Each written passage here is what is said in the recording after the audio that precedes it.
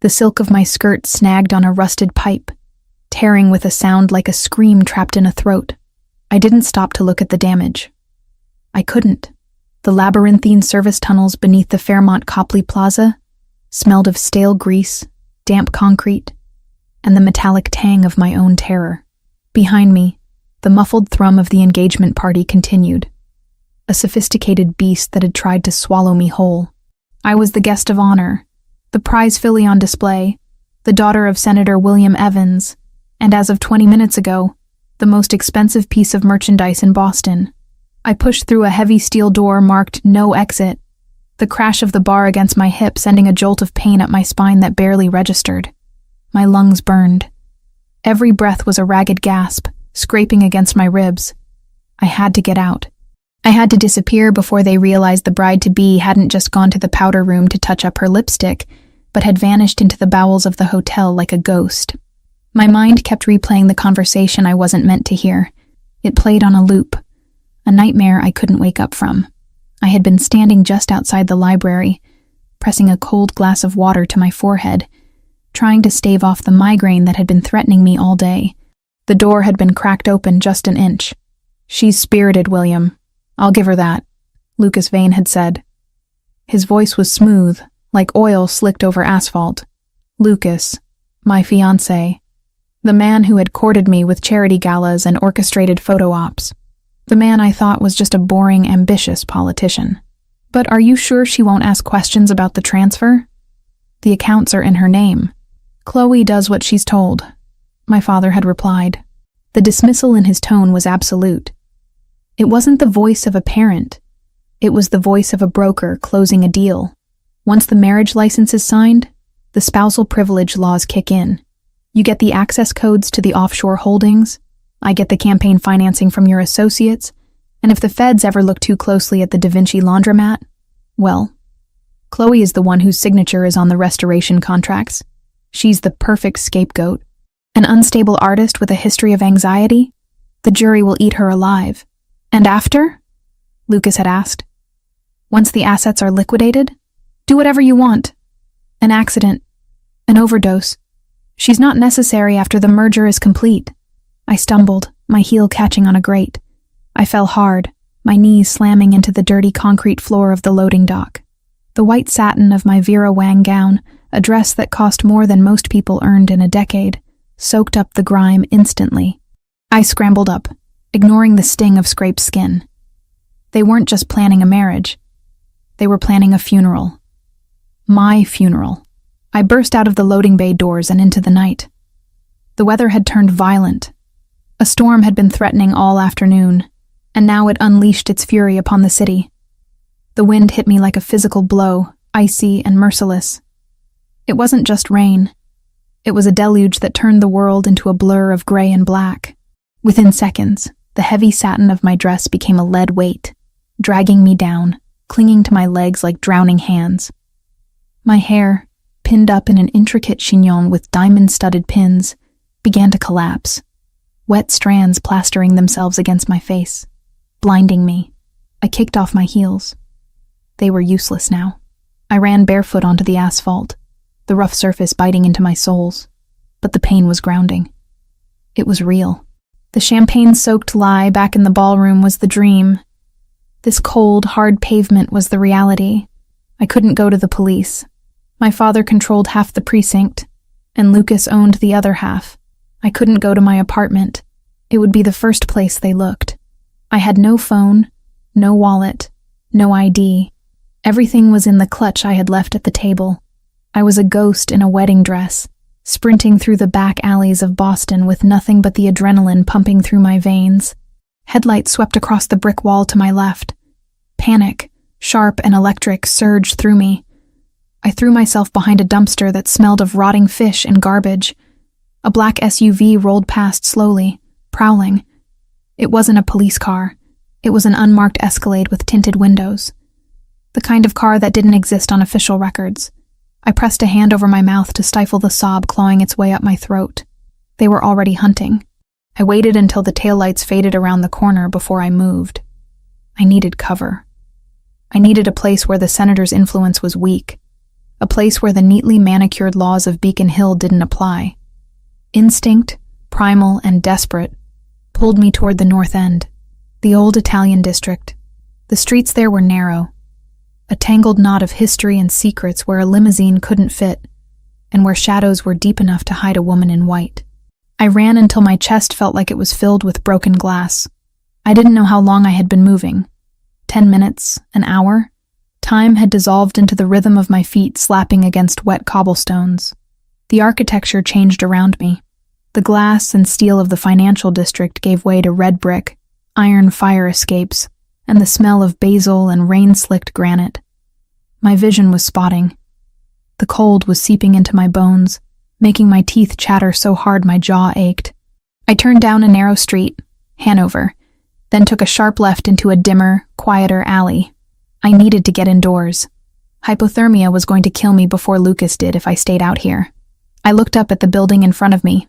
It was a townhouse, imposing and stoic, built from dark brick that seemed to swallow the light. I recognized the ironwork on the gate.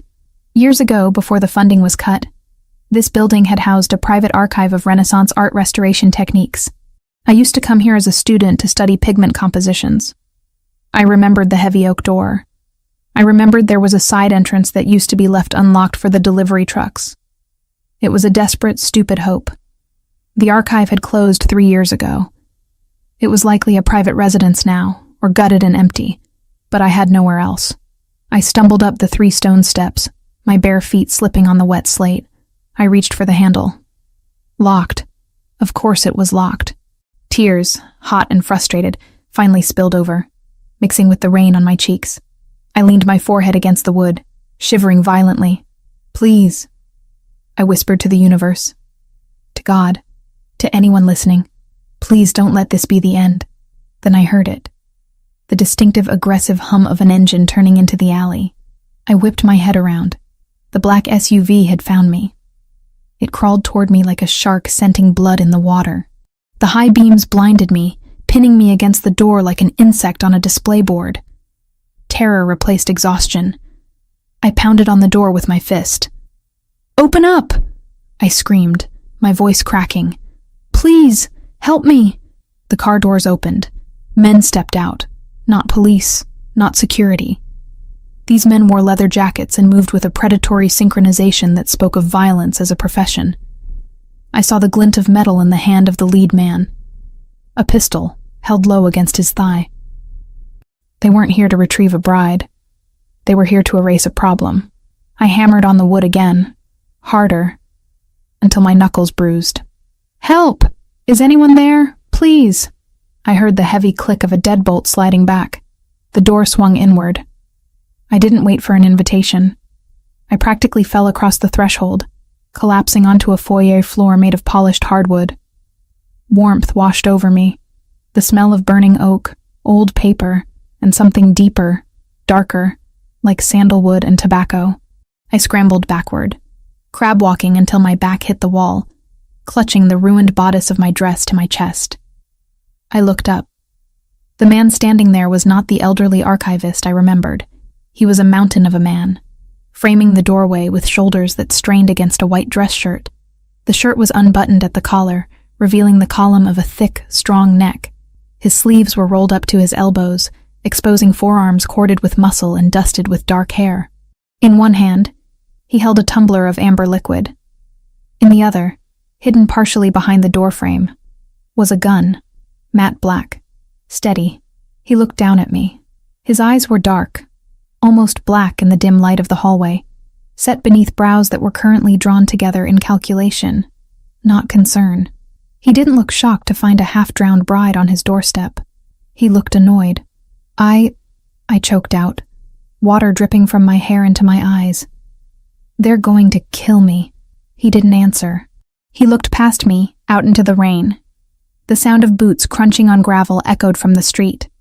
The men from the SUV were approaching. Hey, one of them shouted, his accent thick, guttural.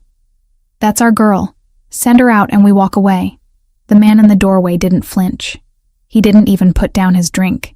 He stepped forward, crossing the threshold onto the small porch, placing himself between me and the encroaching darkness. He moved with a lethargic grace that was more terrifying than any sudden movement could have been. It was the confidence of an apex predator who knew exactly where he stood on the food chain. I huddled deeper into the shadows of the hallway, peering around his leg. There were 4 of them. They looked big, mean, and ready to tear this house apart. "You're lost," the man in the doorway said. His voice was a low rumble, a baritone that vibrated through the floorboards and into my shivering body. It wasn't a question. "We're not lost, pal," the leader of the mercenaries sneered, stepping into the halo of the porch light. He raised his gun slightly. "We're cleaning up a mess. The girl belongs to Senator Evans. We have instructions to retrieve her. Give her to us, and you don't have to deal with the fallout." The man took a slow sip of his whiskey. He swallowed, the movement of his throat hypnotic in the tension. "You must be new to Boston," he said, his tone conversational, bored even. "Or you would know that this house sits on Ravellini ground." The air in the alley seemed to freeze. Even I, sheltered in the suburbs and art galleries, knew that name. Ravellini, the family that ran the North End, the family that the police didn't touch, that the politicians didn't cross without permission. The mercenary leader hesitated, his gun lowered an inch. "We have a contract, and I have a headache," the man replied. "You stepped onto my property. You threatened a guest on my doorstep. In my world, that's not a contract dispute. That's a death wish." He didn't shout. He didn't posture. He simply existed with such absolute, suffocating authority that the violence in the air shifted. It wasn't directed at me anymore. It was radiating from him. "Turn around," he commanded softly. "Get back in your cheap car. Drive until you cross the city line. If I see your taillights in 5 seconds, I won't paint this street with your brains." The mercenary locked eyes with him. It was a test of will, a silent measurement of lethality. The mercenary blinked first. He cursed in a language I didn't recognize, Albanian maybe, and signaled to his men. They holstered their weapons, their body language shifting from aggression to survival. "This isn't over," the mercenary spat, backing away. "It is for you," the man said. He waited. He watched as they piled back into the SUV. He watched as the engine roared to life, and the vehicle reversed aggressively out of the alley, tires screeching on the wet stone. Only when the street was empty again did he turn back to me. He stepped inside and closed the door, the sound of the heavy locks snapping into place. 1, 2, 3 clicks was the loudest thing I had ever heard. It sounded like a cell door closing, but for the first time in hours, I was on the safe side of the bars. He loomed over me. Up close, he was devastating. His face was all sharp angles and hard planes, a jawline that could cut glass, and a mouth that looked like it rarely smiled. There were no scars on his face, nothing to mar the severe classical beauty of his features, but his eyes were old. They were the color of espresso, dark and impenetrable, and they were scanning me with a clinical precision that made me feel naked, despite the layers of wet silk. He looked at the mud on the hem of my gown. He looked at the bruises forming on my wrists where I had gripped the door. He looked at the diamond engagement ring that was still sliding around on my wet finger. "You're bleeding," he stated. I looked down. There was a cut on my arm I hadn't noticed, the blood swirling with the rainwater on my skin. I fell in the tunnels. "Who are you?" "Chloe," I whispered. My teeth were chattering so hard I could barely form words. The adrenaline was crashing, leaving me shaking violently. Chloe Evans. Recognition flickered in his eyes, but it wasn't surprise. It was calculation. The senator's daughter, the one who was supposed to marry Lucas Vane tonight. I flinched at the name. "Please, don't call them. Don't call the police. They'll kill me. My father, he's selling me. It's a setup." He stared at me for a long moment. He could have thrown me out. He could have called my father and ransomed me back for a fortune. He was a criminal. I knew what the Ravellini family was. They were monsters. But looking at him, I didn't see a monster. I saw a fortress. He set his whiskey glass down on a side table. He didn't offer me a hand to get up. Instead, he reached for a thick, dark towel that was hanging on a coat rack nearby. He dropped it onto my head. It was heavy, warm, and smelled like him. "Stand up, Chloe," he ordered. I struggled to my feet, my legs wobbling. The wet dress weighed 50 pounds. I clutched the towel around my shoulders, shivering. "Are you going to send me back?" He stepped closer. He was so tall I had to crane my neck to look him in the eye. He reached out, his hand large and warm, and brushed a wet strand of hair away from my cheek. His touch was rough, calloused, but surprisingly gentle. His thumb grazed my jawline, tilting my face up to the light. "Out there," he said, his voice dropping to a rough whisper that traveled straight to my marrow.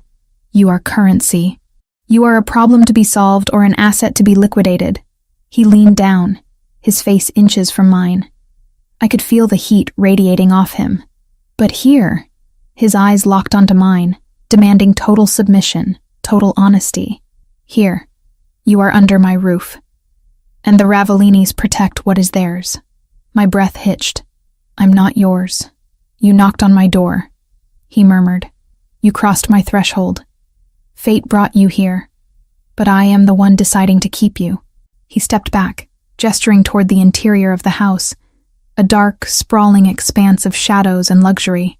"Stay with me," he said. It wasn't a question. It was a command wrapped in a promise. "Stay with me, and they will never touch you again." I looked at the door behind him, the barrier between me and the storm, between me and the death that awaited me at the hands of my own father. Then I looked at him, Marco Ravellini, the wolf who ruled the city. He was dangerous. He was lethal. But in his darkness, there was a strange, terrifying safety. I tightened the towel around myself, feeling the first returning sensation in my frozen fingers. I took a step toward him. "Okay," I whispered. He didn't smile. He just nodded, once, sharp and final. He turned and walked into the darkness of the house. And without looking back, he expected me to follow. And I did. The whiskey burned. It was a sharp, amber fire that coated my throat and settled in my empty stomach like a heavy stone. But it was the only thing keeping the tremors at bay. I sat in a high-backed leather wing chair that probably cost more than my entire tuition at the Restoration Institute, clutching the crystal tumbler with both hands. The library of the townhouse was vast, a cathedral of dark mahogany and shadows, illuminated only by the dying embers in the fireplace and a single brass lamp on the desk. Marco Ravellini stood by the window. He hadn't moved for 5 minutes. He was watching the street, his back to me, a silhouette of broad shoulders and coiled tension. He had discarded his jacket, and the white dress shirt stretched across his back as he crossed his arms. He hadn't asked me if I was cold. He hadn't asked me if I was hungry. He was letting me stew in the silence, waiting to see if I would crack. "My father isn't going to stop," I said. My voice sounded foreign to my own ears, raspy, hollow, stripped of the polite cadence I had been trained to use at political fundraisers. "He has the entire Boston PD in his pocket. If you think the Ravellini name is enough to keep him away forever, you don't know William Evans." Marco turned slowly. The movement was fluid, predatory. He walked to the desk, poured himself another drink, and leaned against the heavy wood, crossing his ankles. He looked at me over the rim of his glass, his dark eyes unreadable. "I know your father, Chloe," he said, his voice a low rumble that seemed to vibrate through the floorboards. "I know he votes against organized crime bills in public and takes kickbacks from the Albanian mob in private. I know he's desperate, but desperation makes men sloppy. And tonight, he was very sloppy." He set the glass down with a sharp clink. "But I don't run a charity for runaway brides," he continued, his tone hardening. "You brought heat to my doorstep. Serious heat.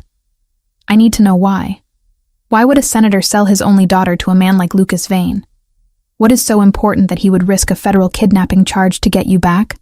I took another sip of whiskey, the alcohol finally numbing the stinging scrape on my knee. I looked around the room, my eyes landing on a painting hanging above the mantel.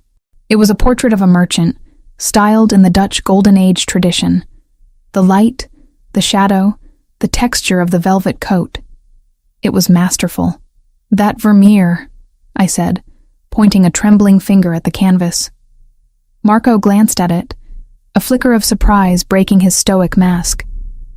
"What about it?" "It's a fake," I stated flatly. He raised an eyebrow. I paid $3 million for that at a private auction in Zurich. It has papers of authentication from the Rijksmuseum. The papers are forged, I said, the professional part of my brain taking over, pushing the fear aside. Look at the craquelure near the hands. The cracks are too uniform. They fan out in a spiderweb pattern that suggests rapid thermal expansion. That canvas wasn't aged by 400 years of Dutch air. It was baked in a convection oven in a basement in New Jersey about 10 years ago. And the blue pigment on the coat, it's synthetic ultramarine. Vermeer used crushed lapis lazuli. The light refraction is completely different. Marco stared at the painting, then back at me. A corner of his mouth ticked up. It wasn't a smile, not really. It was an acknowledgement. Go on, he said. That's what I do, I told him, meeting his gaze. I'm a restorer. I specialize in provenance and layer analysis. My father, he owns a gallery. The Evans Collection. It's a front. For years, he's been having me restore works of art. He brings me pieces, tells me they need cleaning or relining. I didn't ask questions. I was just happy he was paying attention to me, happy to be useful. I swallowed hard, the bile rising in my throat. I wasn't restoring them, Marco. I was preparing them. He and Lucas, they use the paintings to transport information. Microfilms, digital drives, bearer bonds, hidden between the original canvas and the lining, or buried under layers of new gesso and overpaint. They ship the art internationally for exhibitions. It bypasses customs. No one scans a 16th century masterpiece for data smuggling.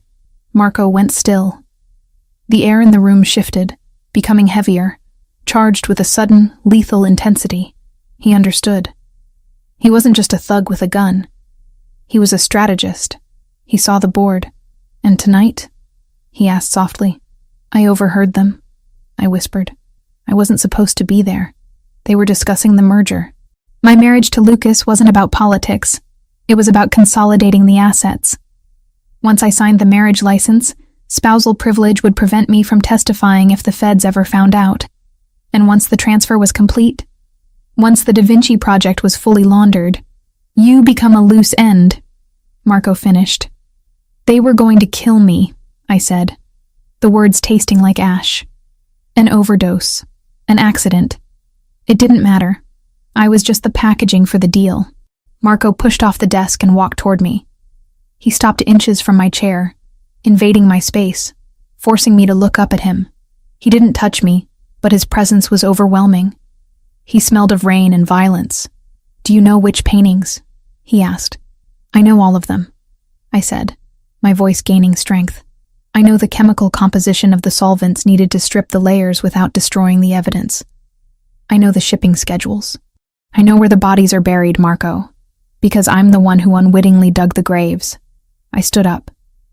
My legs were shaky, but I locked my knees. I wouldn't cower. Not anymore. I was done being a victim.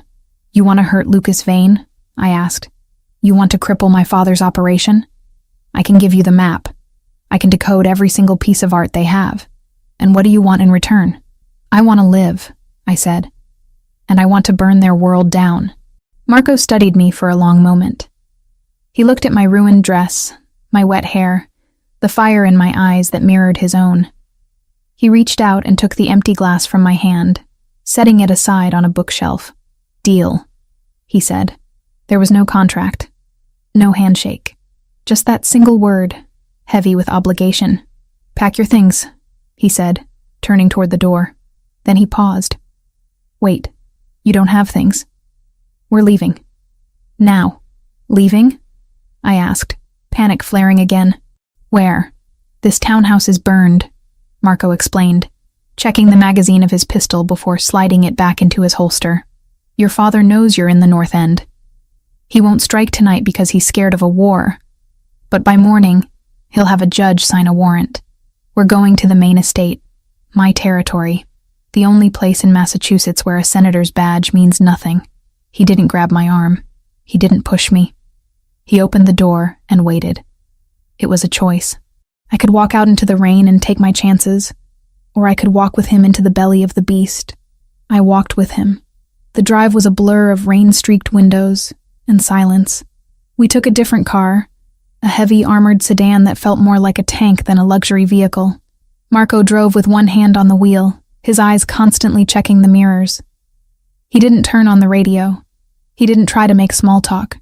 I sat in the passenger seat, watching the city fade away. The skyscrapers of Boston gave way to the winding, dark roads of the North Shore. I should have been terrified. I was sitting next to the capo of the Ravellini crime family, a man rumored to have killed people with his bare hands. But looking at his profile in the dashboard lights, the sharp nose, the set jaw, the focus, I felt a strange, jarring sense of calm. For the first time in my life, the person beside me wasn't trying to manipulate me. He was just guarding the perimeter. We pulled up to iron gates that were easily 12 feet high. They swung open automatically as the car approached, revealing a long, winding driveway lined with ancient oaks. The Ravellini estate wasn't a house. It was a fortress masked as a mansion. Stone walls, slate roof, security cameras blinking red in the darkness of the trees. Marco parked in front of the main entrance. Men in dark suits materialized from the shadows before the engine even cut out. They weren't the disorganized thugs my father hired. These men were disciplined. They nodded to Marco with deference. "Boss," one of them said, opening Marco's door. He glanced at me, his expression impassive. "Is this the package?" Marco stepped out and walked around to my side. He opened my door before I could reach the handle. "She is not a package, Dante. She is a guest. Alert the perimeter team. We go to condition red. No one enters or leaves without my direct verbal authorization. If you see a badge, you lock the gates. If they try to breach, you hold the line." "Understood," Dante said, his eyes widening slightly at the escalation. Marco led me inside. The foyer was breathtaking. Black and white marble floors, a double staircase, a chandelier that looked like a cascade of frozen tears. But I didn't have time to admire the architecture. "The kitchen is through there," Marco said, pointing. "Get some food. Real food. Not those canapes you were starving on." "Then go to the study. Second door on the left." "I'm not hungry," I lied. "You're running on adrenaline and whiskey," he corrected me. "You eat. That's an order. I need you sharp, not fainting." He didn't wait for an argument. He turned and marched up the stairs, barking orders into a cell phone he had pulled from his pocket. 20 minutes later, I walked into the study. I had forced down a sandwich made by a silent, efficient housekeeper, and the sugar from the bread was finally clearing the fog in my brain. The study was the nerve center of the house. Screens covered one wall, displaying security feeds and stock market tickers. Marco was there, standing in front of a massive flat-screen television tuned to a national news network. He had changed his shirt, putting on a fresh black button-down, but he hadn't rolled down the sleeves. "Look at this," he said, his voice dangerously quiet. I looked at the screen. My stomach dropped. It was a press conference. My father, Senator Evans, was standing at a podium, looking disheveled and distraught. A perfect performance. Lucas Vane stood beside him, looking grim and supportive. My daughter, Chloe, has been struggling with severe mental health issues for some time, my father was saying, wiping a non-existent tear from his eye. The stress of the wedding. It caused a psychotic break. We believe she has been lured away by a dangerous criminal element who is taking advantage of her fragile state. She is not herself. She is confused, paranoid, and in need of immediate medical attention. The camera zoomed in on Lucas. "We just want Chloe home," Lucas said, looking directly into the lens. His eyes were cold, dead sharks swimming in blue water. "Chloe, if you're watching, please, take your medication. Come home. We love you." "Lies," I hissed, my hands balling into fists. Every word. "I don't take medication. I've never had a break." "They're setting the narrative," Marco said. "They're delegitimizing anything you say before you even say it. If you go to the press now, you're just the crazy girl ranting about conspiracies." On the screen, a reporter asked a question. "Senator, are there any leads on who she might be with?" "We have reason to believe she is being held against her will by Marco Ravellini," my father said, his voice trembling with fake rage. "A known crime boss. Let me be clear. If anything happens to my daughter, if a single hair on her head is harmed, I will bring the full force of the United States government down on his head. There will be no trial. There will be war. Marco didn't speak. He picked up a heavy crystal ashtray from the coffee table. He didn't throw it with wild anger. He threw it with terrifying precision. The heavy glass smashed into the center of the 80-inch screen. The TV exploded in a shower of sparks and plastic shards. The image of my father's lying face distorted, fractured, and then died into blackness. Silence rang in the room. Marco turned to me. His chest was heaving slightly, the only sign of the fury burning inside him. He thinks he can threaten me in my own city, Marco said, his voice low. He thinks he can use you as a shield. He walked over to a large oak table in the center of the room. He swept a pile of maps and ledgers onto the floor with a violent swipe of his arm. Come here, he commanded. I walked to the table. You said you have a map, Marco said, placing his hands flat on the wood. You said you know the operation. I do.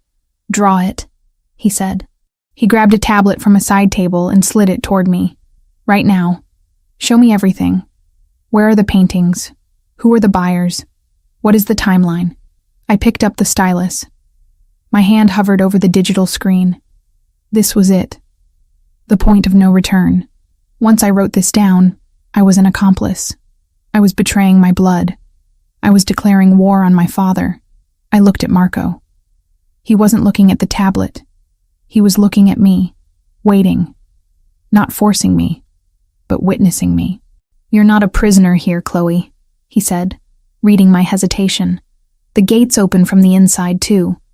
You can walk away. But if you stay, you fight. Can you do that? I thought about the medication comment. I thought about the years of being told to sit still, look pretty, and sign the papers. I thought about the cold, damp tunnel and the way Marco had stood between me and the mercenaries without blinking. I'm not walking away, I said. I touched the stylus to the screen. The shipment leaves on Thursday, I began, sketching the layout of the gallery warehouse. They're moving 12 crates. But the real money isn't in the crates. It's in the centerpiece for the auction. A painting called The Silent Madonna. It's supposed to be a restoration of a Renaissance piece. And it's not. No, I said, drawing a diagram of the frame structure. It's a vault. The canvas is lined with lead. Underneath the oil paint, in the texture of the dress, that's where the ledger is. Not just money. Names, agents, judges, everyone on Lucas's payroll. Marco watched the lines appear on the screen, his mind working as fast as mine. He leaned in, his shoulder brushing against mine. The heat of his body was distracting, grounding. If we get that painting, Marco murmured, we don't just stop the money, we own them. Yes, I said, but it's heavily guarded. It's at the Lombra Gallery, underground, high security. I don't care if it's in the Vatican, Marco said, straightening up. His eyes were dark fire. We're taking it. He looked at me, really looked at me, seeing not the ruined bride, but the architect of his victory.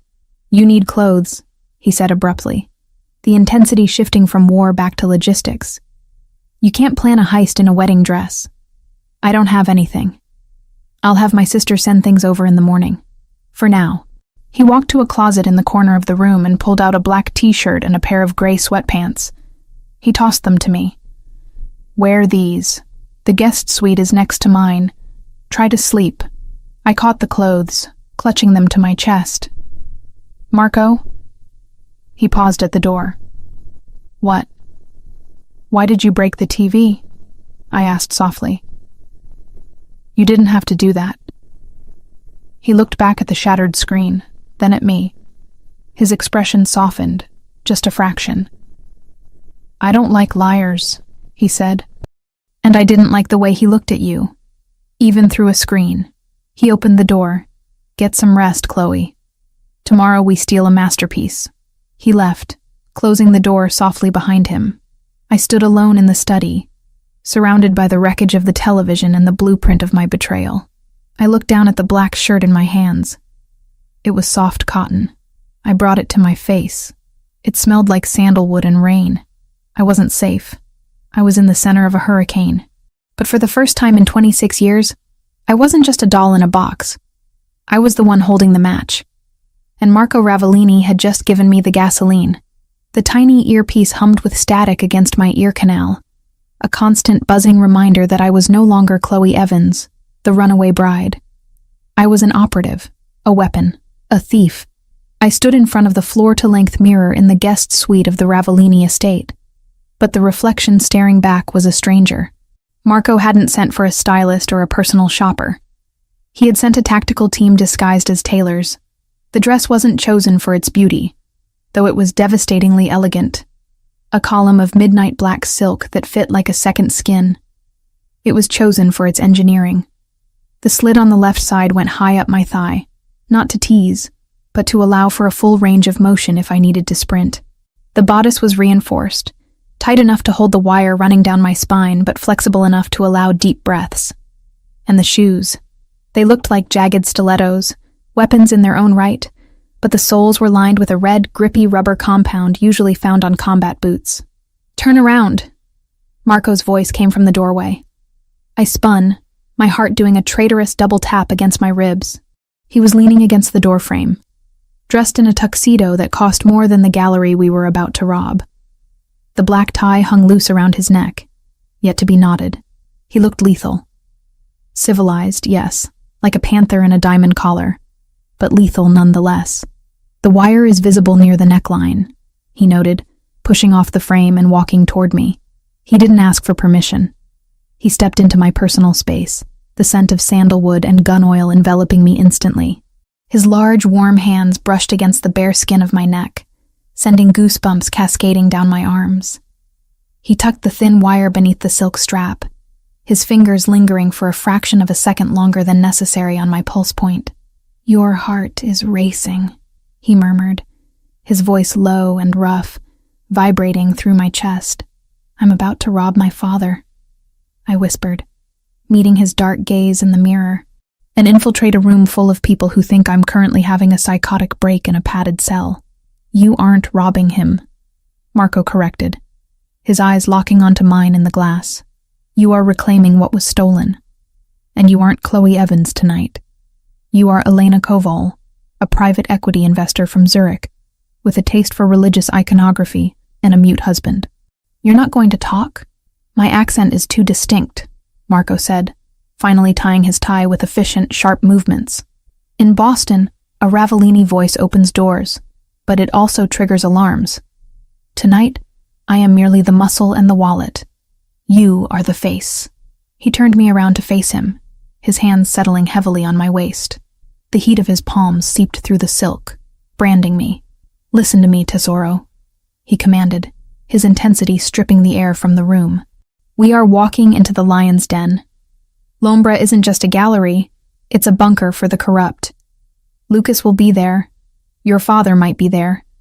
If you freeze, we die. If you panic, we die. You need to turn off the part of you that is a daughter and turn on the part of you that survived the tunnels." "I can do it," I said, though my voice trembled slightly. "I know you can," he said. He reached into his jacket pocket and pulled out a small, sleek object. A UV flashlight, no bigger than a lipstick tube. He pressed it into my hand. "Find the painting. Verify the lead lining. Signal the team. Then get behind me." He offered me his arm. "Shall we go to the ball, Cinderella?" The drive to the financial district was silent. We didn't take the armored tank this time.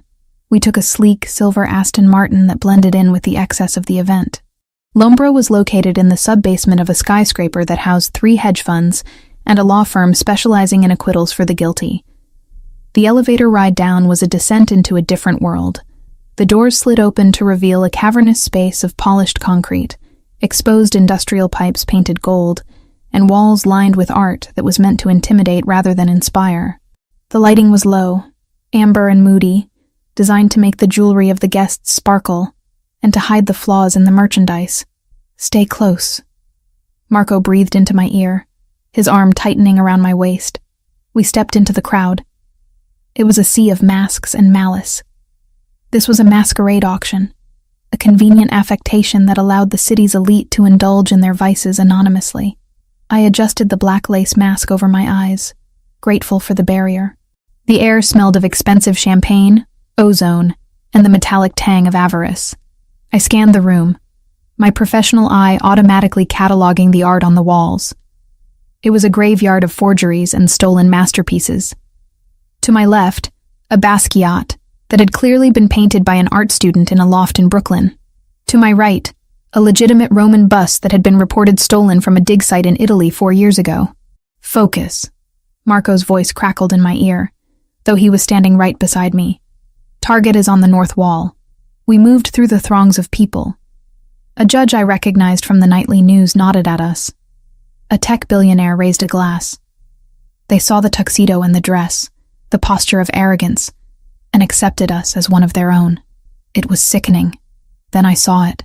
The silent Madonna. It was displayed on a standalone easel in the center of a velvet-roped area, bathed in a focused spotlight. It was grotesque. Not the painting itself. It was a technically proficient imitation of a Raphael Madonna. But the context. The face of the Madonna was serene, her hands clasped in prayer, but the texture was wrong. Even from 10 feet away, I could see the unnatural heaviness of the canvas. It didn't drape. It stood rigid. "It's here," I whispered, barely moving my lips. "We need to get closer," Marco replied. "I need you to verify the lining before we cut. If we slice into a decoy, the alarms trip silently and the doors seal." We began to move toward the ropes, but the crowd parted suddenly, creating a wide berth. My blood turned to ice. Lucas Vane was walking toward the exhibit. He wasn't wearing a mask. He didn't need to. His arrogance was his disguise. He looked impeccable in a midnight blue tuxedo, a glass of scotch in one hand, his other hand resting possessively on the shoulder of a young, terrified-looking intern who was holding a catalog. "Ladies and gentlemen," Lucas announced, his voice smooth and projecting easily over the murmur of the room. "Thank you for joining us for the highlight of the evening, the Silent Madonna, a piece that represents purity, sacrifice, and silence." He laughed at his own joke. The room tittered nervously. I stopped walking. My breath hitched. He was right there, 20 feet away. The man who had planned my death. The man who had looked me in the eye and told me he loved me while signing off on my murder. "Chloe." Marco's voice was a sharp command in my ear. "Don't look at his face. Look at his tie. Look at his shoes. He is just a target. He is prey." Marco's hand slid from my waist to the small of my back, his thumb pressing hard into my spine, grounding me. The pain was sharp and necessary. It pulled me back from the precipice of panic. "I'm okay," I breathed. "He's distracted," Marco noted. "He's preening. Move to the left flank. Use the sculpture for cover." We drifted to the side, slipping behind a massive, abstract bronze sculpture that looked like twisted wreckage. From this angle, we were in the shadows, just outside the direct line of sight of Lucas's security detail. 2 men standing by the pillars, looking bored. "Now," Marco said, "I'm going to create an opening. When the glass breaks, you move. You have 3 seconds to check the canvas with the UV. Do not hesitate. What are you going to do? Something clumsy." Marco detached himself from me. He moved toward a waiter carrying a tower of champagne flutes. He didn't shove the man. That would be too obvious. He simply extended his foot. A subtle, calculated trip at the exact moment the waiter turned. The result was spectacular. The waiter stumbled, the tray tipped, and 50 crystal flutes crashed onto the polished concrete floor with the sound of a shattering chandelier. The noise was deafening in the hushed gallery. Champagne sprayed onto the gown of a senator's wife. People gasped, shouted, and surged backward to avoid the glass. The security guards turned their heads. Lucas turned his head. "Go!" Marco hissed in my ear. I moved. I didn't run. I glided, crossing the distance to the velvet rope in 2 long strides. I ducked under the rope. I was now in the spotlight. I pulled the UV light from my clutch, thumbing the switch. I pressed the light against the bottom corner of the painting, where the paint was thinnest. A dull, sickly green fluorescence reflected back. Not the purple of canvas, or the white of gesso. Green, the specific chemical reaction of lead treated with a shielding agent. "It's confirmed," I said, my voice shaking with adrenaline. Lead lining, it's the vault. Step back, Marco ordered. He was there instantly. He had used the chaos of the crash to ghost through the crowd. He vaulted the velvet rope with a fluid grace that belied his size. In his hand, a scalpel appeared, surgical steel gleaming under the gallery lights. He didn't hesitate. He slashed the canvas. It wasn't a random tear. It was a precise rectangular incision around the central figure of the Madonna. The sound of the thick, lead-lined canvas ripping was visceral, like skin tearing. A collective gasp went up from the room. "He's destroying it!" someone screamed. "Security!" Lucas roared, his composure shattering. Marco ripped the center of the painting free. He didn't look at the art. He looked at what fell out from behind the lead sheet, a thin, flat packet wrapped in mylar. He snatched it up and shoved it into his jacket pocket. "Move." Marco grabbed my hand. The spell broke. The security guards drew their weapons, tasers and batons. Guns were too risky in a crowd of donors, and charged. "Kitchen!" Marco shouted, pulling me toward the service doors to the right of the exhibit. We sprinted. My heels slammed against the concrete, the red grip soles doing their job. We hit the double swinging doors of the kitchen just as the first taser prong whizzed past my ear, embedding itself in the doorframe with a spark. The kitchen was a labyrinth of stainless steel, steam, and shouting chefs. We burst through, startling a line of cooks plating appetizers. "Out of the way!" Marco roared, his voice booming over the clatter of pots. We wove through the prep stations. The exit was at the far end, past the dishwashing pit. But as we rounded the corner, the rear exit door burst open. 2 men in suits blocked the way. These weren't gallery security. These were professionals. Evan's personal detail. "Nowhere to go, Ravellini." The larger one snarled, snapping an extendable baton. Marco didn't slow down. He didn't even pause to negotiate. He released my hand. "Get the door code," he ordered me. "I'll handle the trash." I scrambled toward the keypad next to the locked loading dock door. The red light blinked mockingly. I needed a 4-digit PIN. Behind me, the sound of violence erupted. It wasn't the cinematic fighting of movies. It was brutal, ugly, and fast. I heard the crack of bone, the wet thud of a fist hitting a kidney.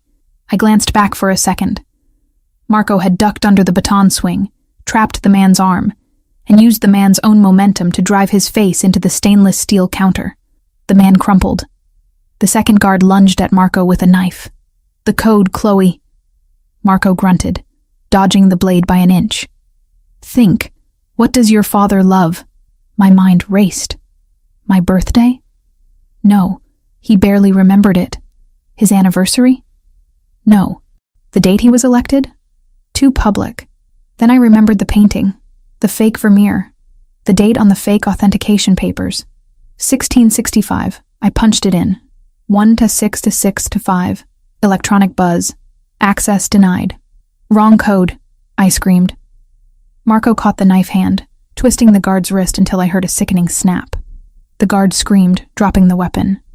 Marco kicked him in the chest, sending him flying into a rack of drying pots. "Try again," Marco yelled, backing toward me, breathing hard but uninjured. "Think like him. What is his password for everything?"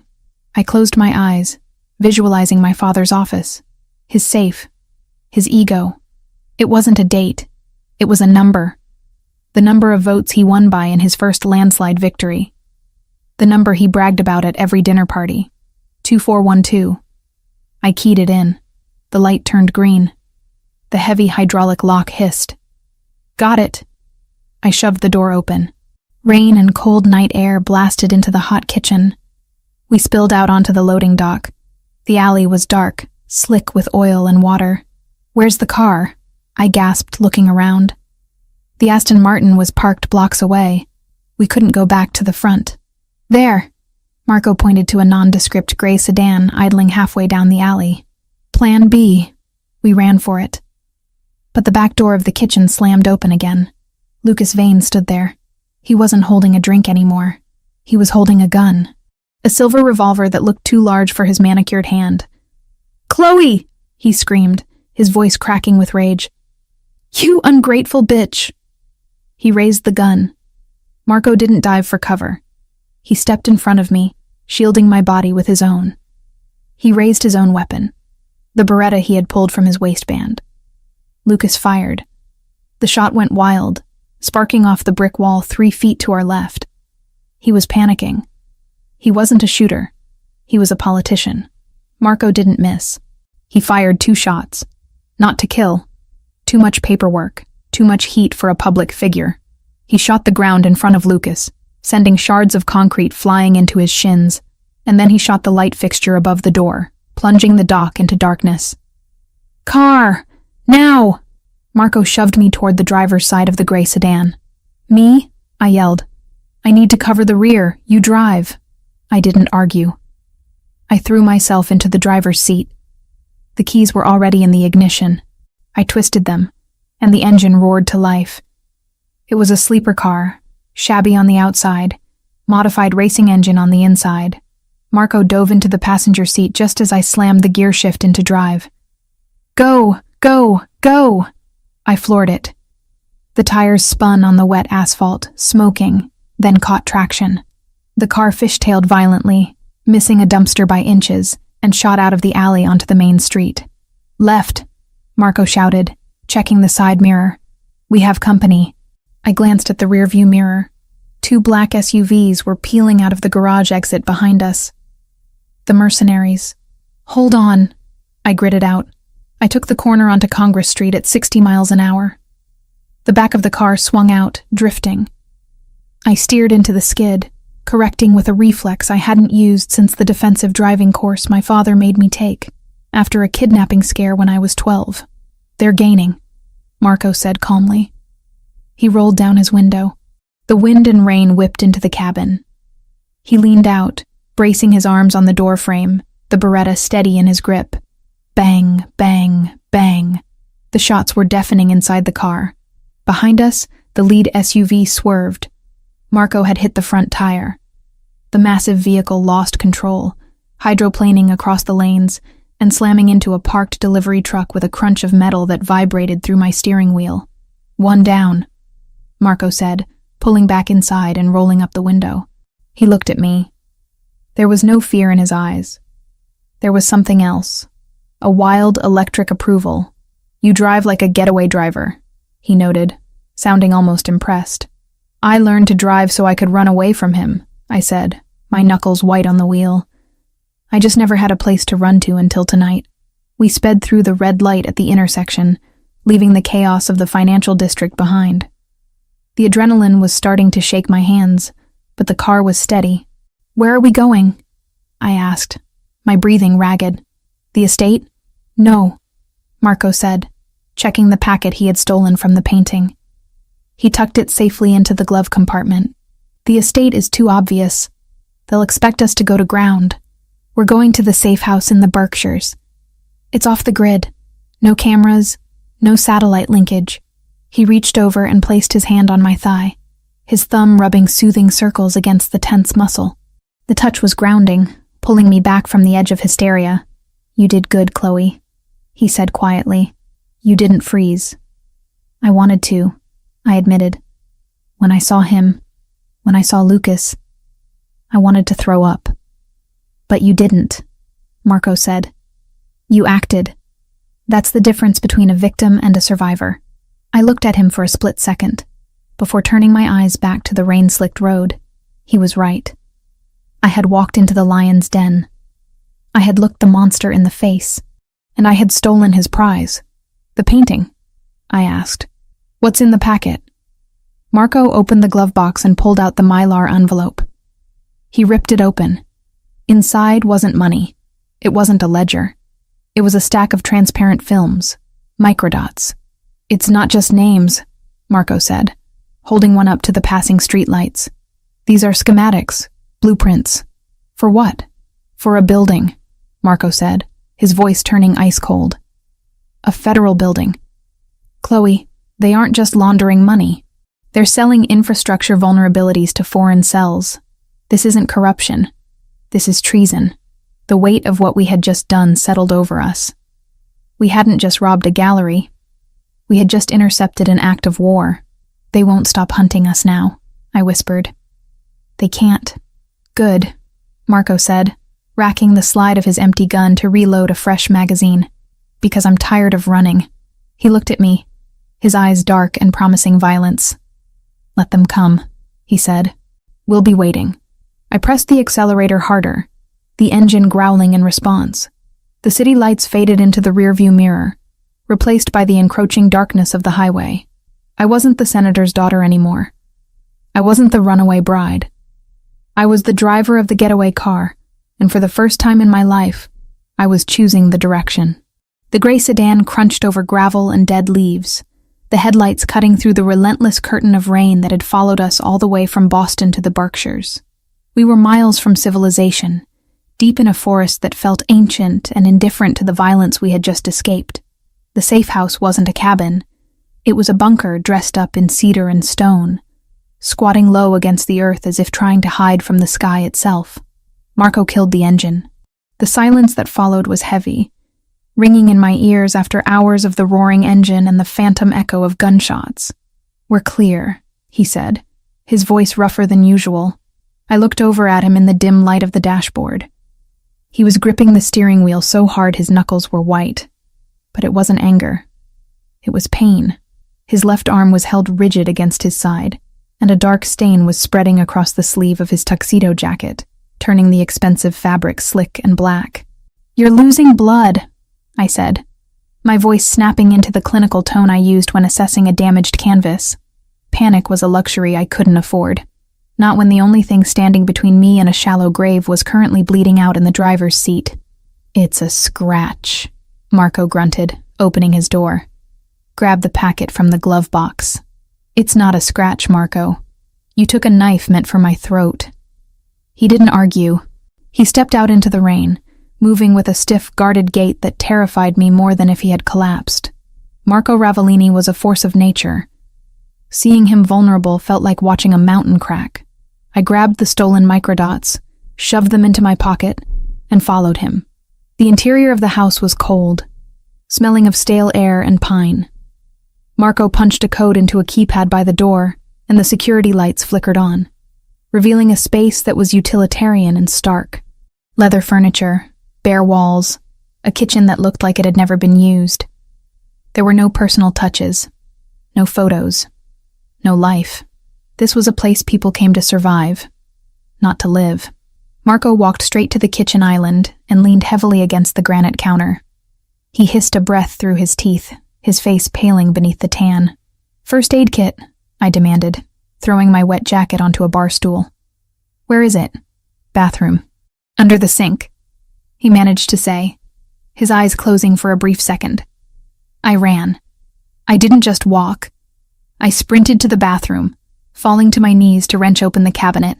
It wasn't a standard drugstore kit. It was a trauma bag. Suture kits, coagulants, morphine, sterilized scalpels. The tools of his trade. I grabbed the bag and a bottle of rubbing alcohol and ran back. Marco had managed to peel off his jacket. His white dress shirt was ruined, the entire left sleeve saturated with blood. He was trying to undo the buttons with one hand, his fingers clumsy and shaking slightly. Stop, I ordered, moving into his space. Let me. He looked at me, his dark eyes hazy with pain but still sharp with that intense, unnerving focus. He dropped his hand. I stepped between his legs, my fingers working quickly to undo the buttons. I peeled the wet, bloody cotton away from his skin, wincing as the fabric stuck to the wound. The gash was ugly, a jagged slice running 4 inches down his bicep, deep enough that I could see the red rawness of the muscle beneath the subcutaneous layer. It was bleeding sluggishly now, but it was wide and angry. This needs stitches, I said, examining it with the same detachment I used for a torn Renaissance tapestry, and it needs to be cleaned. It's going to hurt. Do it, Marco said. He gripped the edge of the granite counter with his good hand, his biceps flexing as he braced himself. I washed my hands, snapped on a pair of latex gloves from the kit, and poured the alcohol over the wound. Marco didn't scream. He didn't even groan. His jaw clamped shut so hard I saw a muscle feather in his cheek, and a sharp intake of breath hissed through his nose. His body went rigid, hard as stone against my hip, but he didn't pull away. "Breathe," I whispered, dabbing the wound with sterile gauze. "You have to breathe, Marco." "I'm fine," he ground out. "You're a terrible liar." I threaded the suture needle. My hands, which had been trembling on the steering wheel an hour ago, were now perfectly steady. This was mechanics. This was repair. I knew how to stitch canvas to hold for centuries. Skin wasn't so different. "I need you to stay still. If you move, the scarring will be worse." "I don't care about scars," he murmured, watching my face instead of his arm. "I do," I said softly. "I spend my life removing them from things that are beautiful. I pierced the skin." He flinched. Just a microscopic tremor, but held his ground. I worked methodically, tying off each knot with precision. The silence in the room was intimate, heavy with the sound of the rain drumming on the roof and our synchronized breathing. "Why do you do this?" I asked, needing to fill the silence, needing to distract him from the needle sliding through his flesh. "The crime, the violence. You aren't like the thugs my father hires. You're educated. You have an eye for art. You could have been anything." Marco watched my hands. "I wasn't the heir," he said, his voice straining as I tightened a stitch. "My brother, Santino, he was the golden child. He was being groomed to take over, to legitimize the family. I was the spare. I went to university. I studied architecture." I looked up, surprised. "Architecture?" "I wanted to build things," he said, a ghost of a smile touching his lips, bitter and fleeting. "Structures that lasted. Things that couldn't be corrupted." "What happened?" "Santino was soft," Marco said, his face hardening. "He thought he could negotiate with wolves like the Albanians. He thought honor meant something to them. They killed him 6 years ago. My father, he broke. He couldn't lead. Someone had to step in. Someone had to burn the wolves to keep the pack safe. I tied off the final stitch and snipped the thread. So you became the monster to fight the monsters." "I became what was necessary," he corrected. He looked at the neat row of black sutures on his arm. "Just like you became the perfect daughter to survive the senator." I stripped off the gloves and threw them in the trash. I poured whiskey onto a clean cloth and wiped the blood from around the wound, my touch gentler now that the work was done. "I wasn't a daughter," I said, my voice quiet. "I was an asset, a portfolio. My father didn't see me. He saw a merger opportunity. He saw a way to hide his sins." Marco reached out with his good hand. He caught my chin, tilting my face up until I was forced to look at him. The intensity in his eyes burned away the cold of the room. "I see you," he said. The air left my lungs. It wasn't a line. It wasn't a manipulation.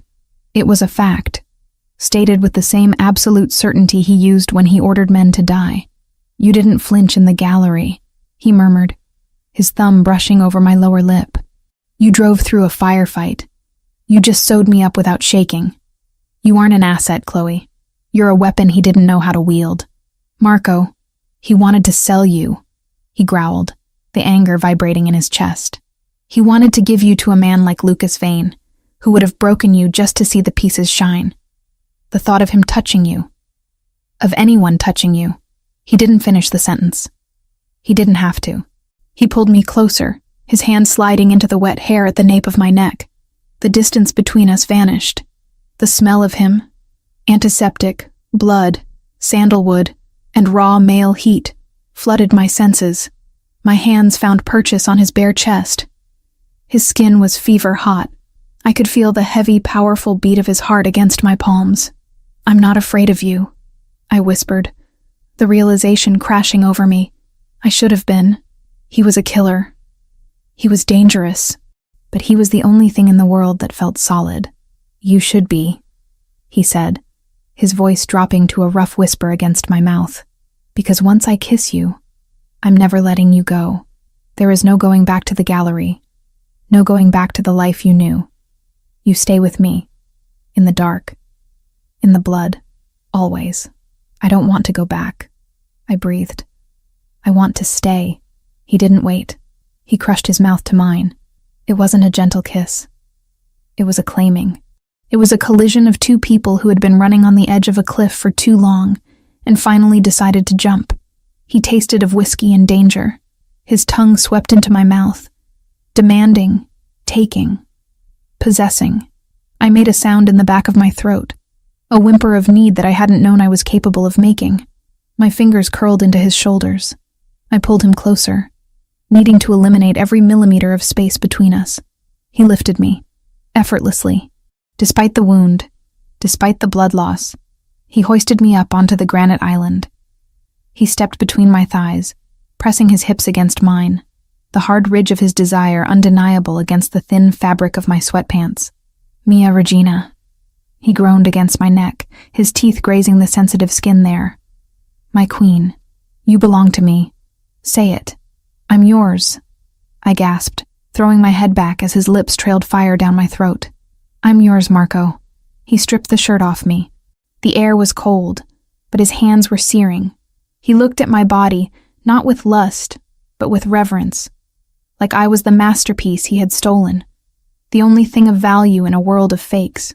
Beautiful, he breathed. Perfect. There was no fumbling, no awkwardness. It was primal. When he entered me, I felt it in my soul.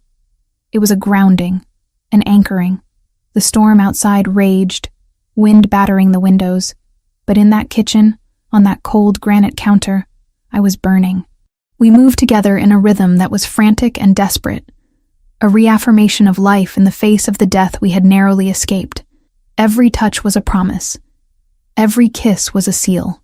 I wrapped my legs around him, pulling him deeper, wanting to absorb his strength, his darkness.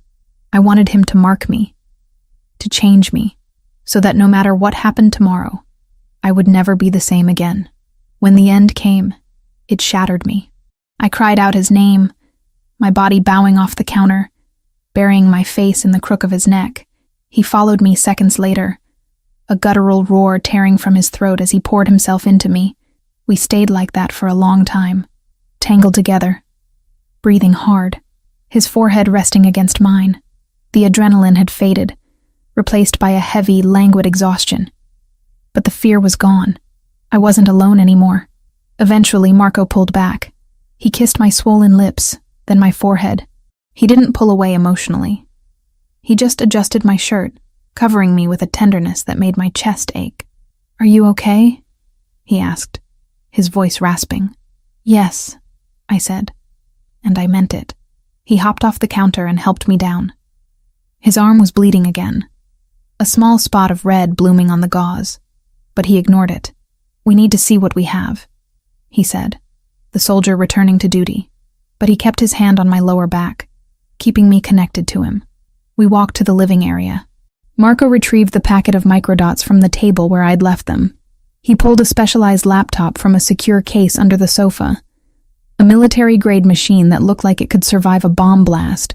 He sat on the leather couch and pulled me down next to him. I leaned my head on his shoulder, watching the screen boot up.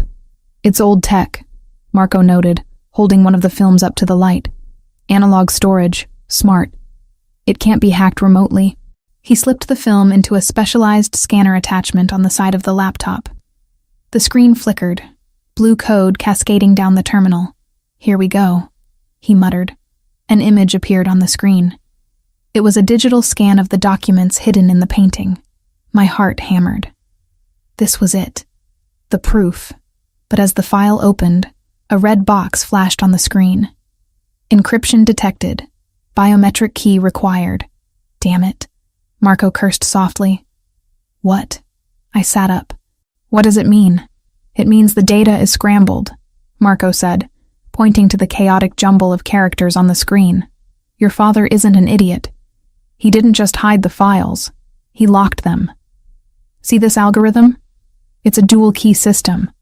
We have the data, but we don't have the Rosetta Stone to read it." "Is it a password?" I asked.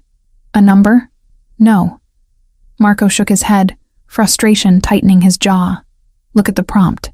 Insert physical token.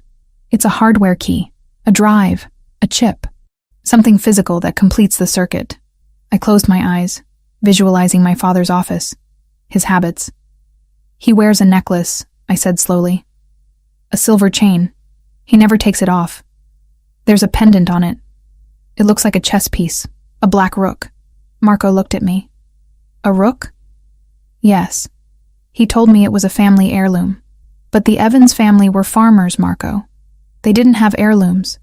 He touches it when he's nervous. He was holding it tonight during the press conference. That's it, Marco said. That's the key. The USB drive is inside the pendant. So we have the lock, I said, a cold dread settling in my stomach. But the key is around his neck, and he's surrounded by federal agents. We can't get to him, Marco admitted. Not without starting a war that levels half the city. If he's in federal custody, or even under their protection, he's untouchable. He reached for the remote control on the table and flicked on the small television mounted in the corner. Let's see what the narrative is. The news channel was live. The banner at the bottom of the screen was bright red. Breaking news. The reporter was standing outside the Lombra Gallery. Police lights strobed in the background, painting the wet street in chaotic flashes of blue and red. Authorities have escalated the search for Chloe Evans, the reporter said, looking grave. Following a violent altercation at a downtown gallery tonight, police have issued a federal warrant. My breath hitched. A warrant for me? No, Marco said. Listen, police are seeking Marco Ravellini, the reporter continued. Not just for kidnapping, but now for acts of domestic terrorism. Sources say shots were fired and an explosive device was detonated inside the gallery. Explosive device? I gasped. You shot a light fixture. They're spinning it, Marco said, his face grim. But that's not the worst part. The screen cut to a new graphic. It was a photo of me. Not the polished socialite photo, but a grainy image from a security camera tonight. Me running from the gallery. Me holding a gun. Wait, I wasn't holding a gun. I was holding the UV light. But in the grainy footage, it looked like a pistol. Chloe Evans is now considered an armed accomplice, the reporter said. Her father, Senator Evans, has issued a plea for her safe return, stating she is being manipulated and drugged. However, the FBI has placed the Ravellini organization on the top of the domestic threat list. A federal manhunt is underway. Marco turned off the TV. The room plunged back into silence. They just designated me a terrorist, Marco said calmly. That means they can bypass due process. They can freeze my assets. They can raid the estate without a judge. They can shoot on sight. And they think I'm helping you, I whispered. You are helping me, he reminded me. He turned to me, taking my face in his hands. We have a problem, Chloe. We have the evidence that clears us and hangs them, but we can't read it without that chess piece. And the man wearing it is about to be the most guarded man in America. If we don't get that key, I said, we're dead. Yes. And if we try to take it by force, we're dead. Yes. I looked at the black screen of the laptop. I looked at the stitches on his arm. I felt the soreness in my own body, the imprint of him still on my skin. I wasn't the scared girl in the tunnel anymore. I was the woman who had driven a getaway car. I was the woman who belonged to the Wolf of Boston. Then we don't take it by force, I said, my mind sharpening, the plan forming like a restoration strategy. We don't steal the key, Marco. Then how do we get it? I looked him in the eye. We let them invite us in. Marco frowned. What are you talking about? The narrative, I said. My father is selling the story that I'm a victim, that I'm drugged, that I was kidnapped. He needs that story to be true, or else he looks like he lost control of his own daughter. So, I said, my voice trembling but my resolve hardening like steel. What if the victim escapes? What if the prodigal daughter comes home? Marco froze. His grip on my face tightened, almost painfully.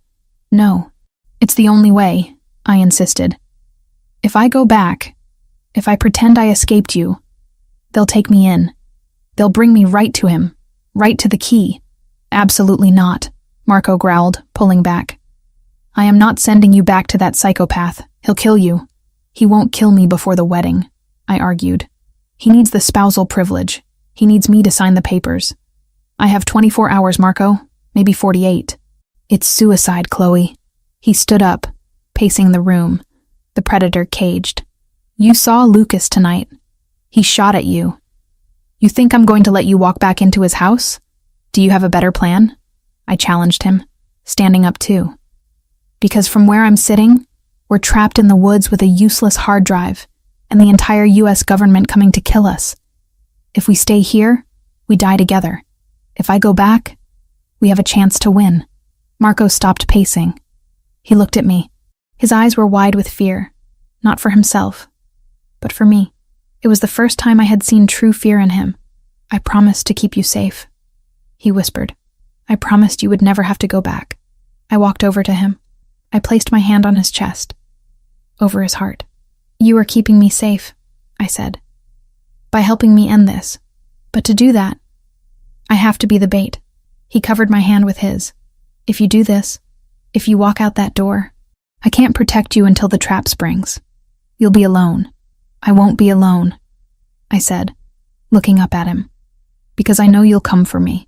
The rain hammered against the roof, a relentless drumbeat of war. We stood there in the quiet of the safe house, the heat of our bodies fading into the cold reality of the night. The decision hung in the air, heavy and inevitable. I was going back to hell, but this time, I was bringing the devil with me. The gray light of dawn filtered through the reinforced shutters of the safe house, casting long, skeletal shadows across the floorboards. I woke up reaching for heat that wasn't there. The space beside me on the leather sofa was empty, the cushion cold to the touch. The only sound in the bunker was the hum of the air filtration system and the rhythmic tapping of keys. I sat up, pulling the thick wool blanket around my shoulders. My body ached, a dull, throbbing reminder of the adrenaline crash from the night before, compounded by a soreness that was entirely Marco's fault. I looked toward the kitchen island. Marco was standing by the security console, bathed in the blue glow of the monitors. He hadn't slept. He was still wearing the blood-stained dress pants from the gala, though he had discarded the ruined shirt. His torso was bare, wrapped in the fresh bandages I had applied, and the sight of his broad, scarred back, rigid with tension, sent a spike of anxiety straight through my chest. What is it? I asked, my voice raspy with sleep. He didn't turn around immediately. He stared at the screen for another second, his fingers hovering over the keyboard, before he finally swiveled to face me. His face was a mask of cold fury. We have a problem, he said. I threw off the blanket and walked over to him, ignoring the chill in the air. On the monitor, the perimeter grid was lit up with red warning indicators. Thermal imaging showed heat signatures moving through the dense tree line surrounding the property. 6. No, 8 of them. How? I whispered. You said this place was off the grid. It is, Marco replied, his voice devoid of emotion. No electronic footprint, no satellite linkage. The only people who knew about this location were my brother, who is dead, and the supplier who outfitted the panic room. The supplier? Giavaro. Marco spat the name like a curse. He provides weapons and safe houses to anyone with cash. I paid him a premium for exclusivity. It seems Lucas Vane paid him more.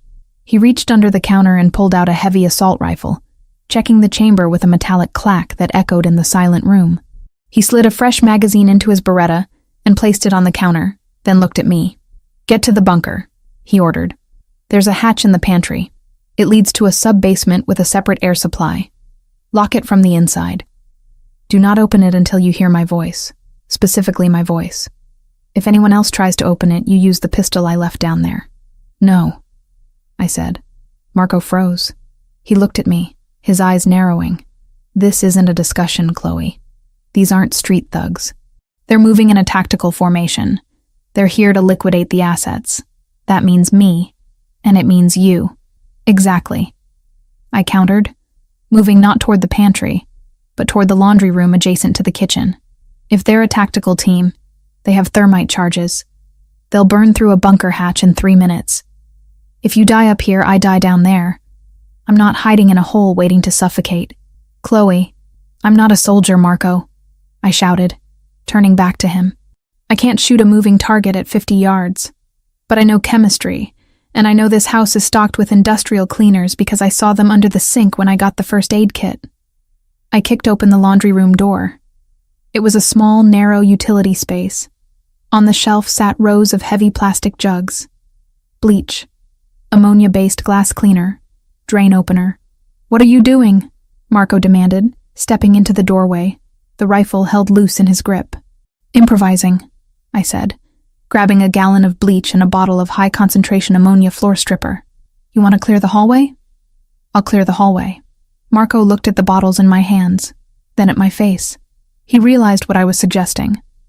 The mixture of sodium hypochlorite and ammonia created chloramine gas. It was volatile, toxic, and instantly incapacitating to the respiratory system. It was a war crime in a bottle. "It's dangerous," he said. "The ventilation is independent in the main room," I finished for him. "We seal the laundry door. We wear wet masks. They breach the front door. They get a face full of chemical warfare. It buys you seconds.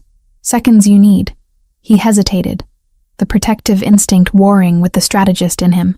Then, a loud thud reverberated through the house. Someone was testing the reinforced front door with a battering ram. "Do it," Marco growled. "But stay low. If you breathe it, you burn your lungs." He tossed me a thick rag from the counter. I ran it under the tap, soaking it in cold water, and tied it tight around my face. Marco did the same with a torn piece of his ruined shirt. "They're breaching in 10 seconds, Marco said, his voice muffled by the cloth. He positioned himself behind the heavy oak island, leveling the rifle at the entryway. "Get ready." I crouched in the laundry room doorway, the heavy jugs uncapped in my hands. My heart was hammering against my ribs like a trapped bird, but my hands were steady. I poured the ammonia into a plastic bucket. Wham! The front door groaned.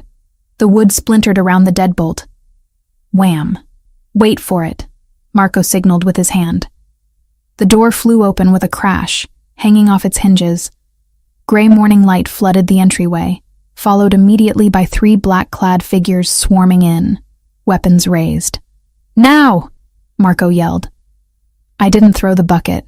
I poured the bleach into the ammonia, creating an instant, violent reaction, and shoved the bucket skittering across the hardwood floor into the narrow hallway that connected the entryway to the living room.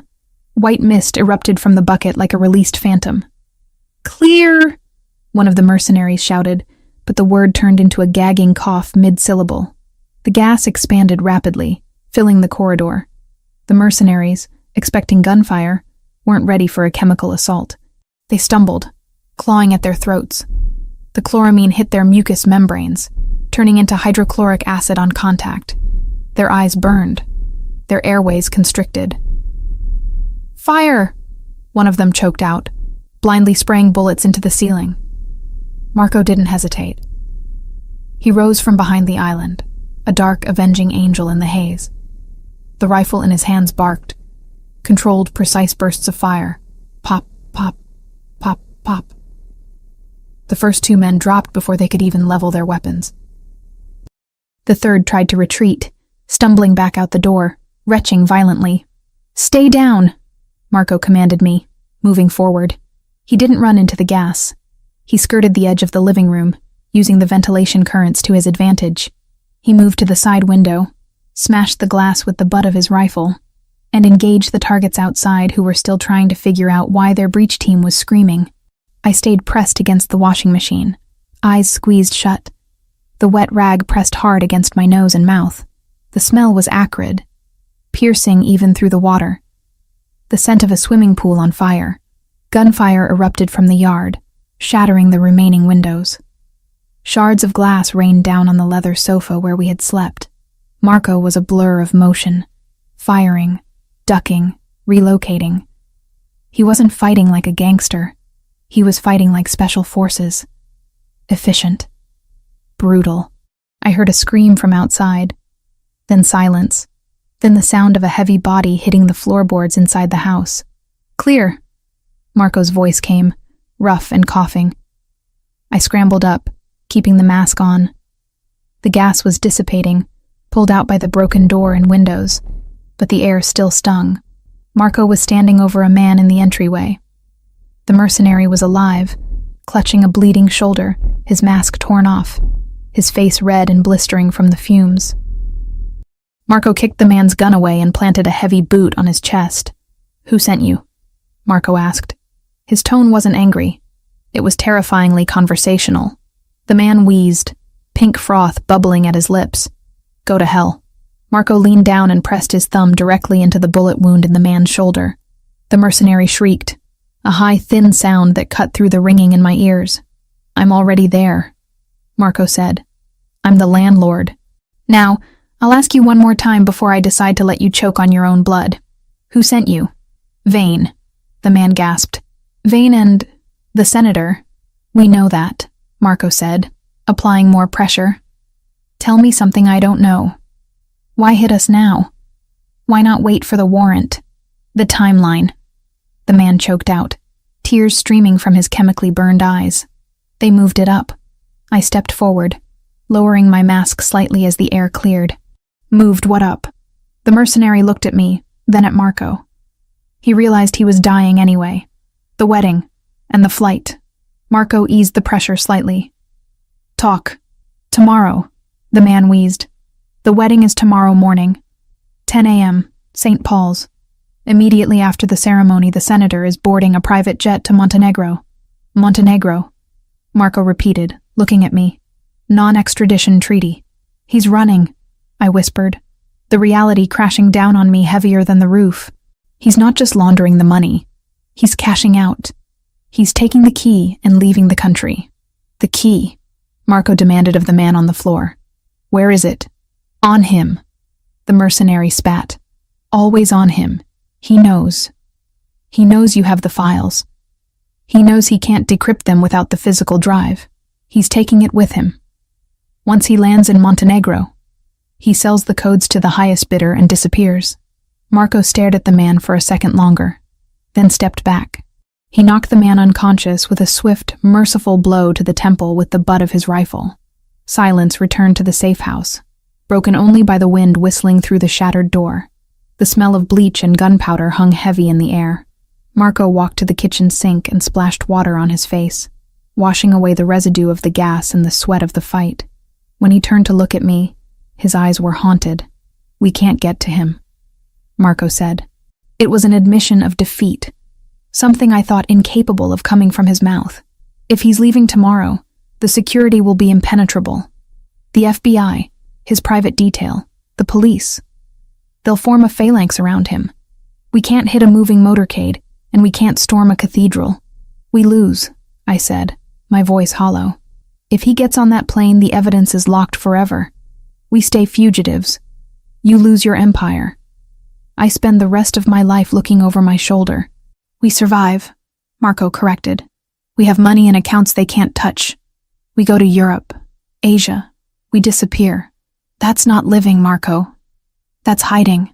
I looked at the unconscious man on the floor, then at the destruction around us. "And he wins. He sells me. He tries to kill me, and he gets away with it. He gets to retire on a beach with millions of dollars while we live in the shadows. I'd rather live in the shadows with you than watch you die in the light," Marco said fiercely. I walked over to the shattered window. The rain had stopped, leaving a gray, oppressive mist hanging over the trees. My mind was racing, replaying the mercenary's words. "The wedding is tomorrow, St. Paul's." A plan began to form. It was reckless. It was insane. It was the only card we had left to play. "You can't storm the cathedral," I said, turning back to him. "You're right. You can't get close to him. So we leave," Marco said. "Pack what you can." "No," I said. "You can't get close." "But I can." Marco froze. He stopped reloading the magazine. "What did you say?" "The narrative," I reminded him, stepping closer, my voice gaining strength. "Think about what the news said. I'm the victim. I'm the mentally unstable daughter who was kidnapped by the mafia boss. My father needs that story to be true. He needs to play the grieving, worried father until the moment the wheels of that jet leave the tarmac. I know where this is going," Marco growled, his voice dropping an octave. "Stop. If I go back," I continued, ignoring him. "If I surrender, if I tell the police I escaped you, they take me straight to him. They take me to the house." "He'll kill you," Marco shouted, slamming his hand onto the granite counter. The sound cracked like a gunshot. "You are not walking back into that house, Chloe. Lucas shot at you. He tried to put a bullet in your head." "He won't kill me before the wedding," I argued, walking right up to him, grabbing his forearms. "He can't. He needs me to sign the papers to transfer the assets. He needs the spousal privilege to protect himself from the fallout. I have 24 hours of immunity, Marco. He has to marry me before he can kill me." "It's too risky," Marco said, shaking his head, his eyes wild. "You're asking me to hand you over to the monster." "I'm asking you to make me the Trojan horse," I said intensely. "I go in. I play the part. I let them think they've won. I get into the house. I find a way to get the key from around his neck. And then what?" Marco demanded. "You're trapped in a house with 20 armed guards and a psychopath. How do you get out? How do I get to you?" "The wedding," I said. "St. Paul's. It's a public event. Even if they lock it down, there will be press. There will be chaos. You hit them then. When I'm at the altar. When I have the key." Marco pulled away from me, pacing the ruined living room. He ran a hand through his hair, tugging at the roots. "It's madness. If they search you, if they find a wire..." "They won't find a wire because I won't wear one," I said. "I'll be clean. I just need a way to signal you. A way to open the vault." "The key is physical," Marco muttered, his mind reluctantly engaging with the strategy. "If you get the drive, you still need to get it to me." "I will," I promised. "But you have to let me do this. You have to let me go." He stopped pacing. He looked at me across the room. The distance felt like a canyon. He looked at the bruises on my arms, the terror and exhaustion etched into my face, and the steel resolve in my eyes. "I promise to keep you safe," he whispered, his voice breaking. "Sending you back there. It breaks every instinct I have. You are keeping me safe," I said softly. "You're giving me a chance to fight back. I'm done running, Marco. I want to end this. I want to cut the head off the snake." He closed his eyes for a long moment. When he opened them, the warmth was gone, replaced by a cold, deadly calculation. He wasn't looking at his lover anymore. He was looking at his operative. "If we do this," he said, his voice low and dangerous, "there is no margin for error. If you miss the window, if you can't get the key, I will burn Boston to the ground to get you out, but it might be too late." "I won't miss," I said. "You'll need a way to override the safe," Marco said, his mind moving 3 steps ahead. "The senator keeps a backup drive in his safe at home, in case he loses the necklace. You said you know the code, but he might have changed it." "He won't," I said. "He's arrogant." "We don't bet on arrogance," Marco countered. He walked to his equipment bag and pulled out a small metallic cylinder. It looked like a lipstick. "This isn't just a casing. It's a localized EMP and a brute force decryption tool. If you can get it near the keypad of his safe, it will cycle through every possible combination in under 3 minutes." He held it out to me. "And a tracker," he added. "I need to know exactly where you are every second." "They'll strip search me," I warned. "They'll check for bugs." "Not this," Marco said. He reached into the medical kit and pulled out a small translucent capsule. It looked like a vitamin. Ingestible. It pulses a low-frequency signal that cuts through interference. It dissolves in 24 hours. Swallow it. I took the capsule. I didn't hesitate. I put it in my mouth and swallowed dry. "I'm on the grid," I said. Marco walked over to me. He wrapped his arms around me, pulling me into him with a force that knocked the breath out of my lungs. He buried his face in my hair, inhaling deeply. "I hate this," he whispered into my ear. "I hate everything about this." "I know," I said, holding him just as tight. "If he touches you," Marco vowed, his voice vibrating against my skull. "If he hurts you, I will peel the skin from his bones." "He won't have time," I said, pulling back to look at him. "Because you're going to be there." "I'll be there," he promised. "I'll be waiting for the signal." "How do I signal you?" "The ceremony," Marco said. "When the priest asks for objections, that's the window. You create the chaos. I bring the storm." I nodded. I was terrified. My hands were shaking again, but my mind was clear. "We need to make it look real," I said. "I need to look like I escaped, like I've been running through the woods all night." Marco looked at the door. "The highway is 2 miles south. Police patrol it every hour." He touched my cheek one last time. It felt like a goodbye. "Go," he said, the word costing him everything. "Before I change my mind and lock you in this house forever." I stepped away from him. I grabbed my jacket. I didn't look back at the warmth of the safe house. I stepped over the unconscious mercenary, over the shattered glass, and walked out into the cold, gray morning. I was going back to the beginning. I was going back to be the victim one last time, but they wouldn't see the wolf hiding under the wedding veil until it was too late. The asphalt of Interstate 90 was cold and gritty under my boots, vibrating with the rumble of distant traffic. I stood on the shoulder of the highway, shivering, not from the temperature, but from the violation of what I was about to do. I was about to dismantle myself. I was about to shed the skin of the survivor I had become in Marco's arms and put back on the mask of the broken, hysterical daughter. I reached into my pocket and touched the cold metal of the lipstick tube. The EMP device Marco had given me. It was the only weapon I had. That, and the silent pulse of the tracker dissolving in my stomach. A digital lifeline connecting me to the man I had left behind in the woods. I took a deep breath, filling my lungs with the scent of exhaust fumes and damp pine. Then, I stepped into the light. A state trooper cruiser was idling 100 yards down the breakdown lane, running a speed trap. I didn't walk toward it. I ran. I let my legs buckle slightly, let my hair fall in wild, tangled curtains across my face. I summoned every ounce of fear I had felt in the tunnels, every scream I had suppressed in the gallery, and I let it all rise to the surface. "Help!" I screamed, my voice cracking perfectly. "Please, help me!"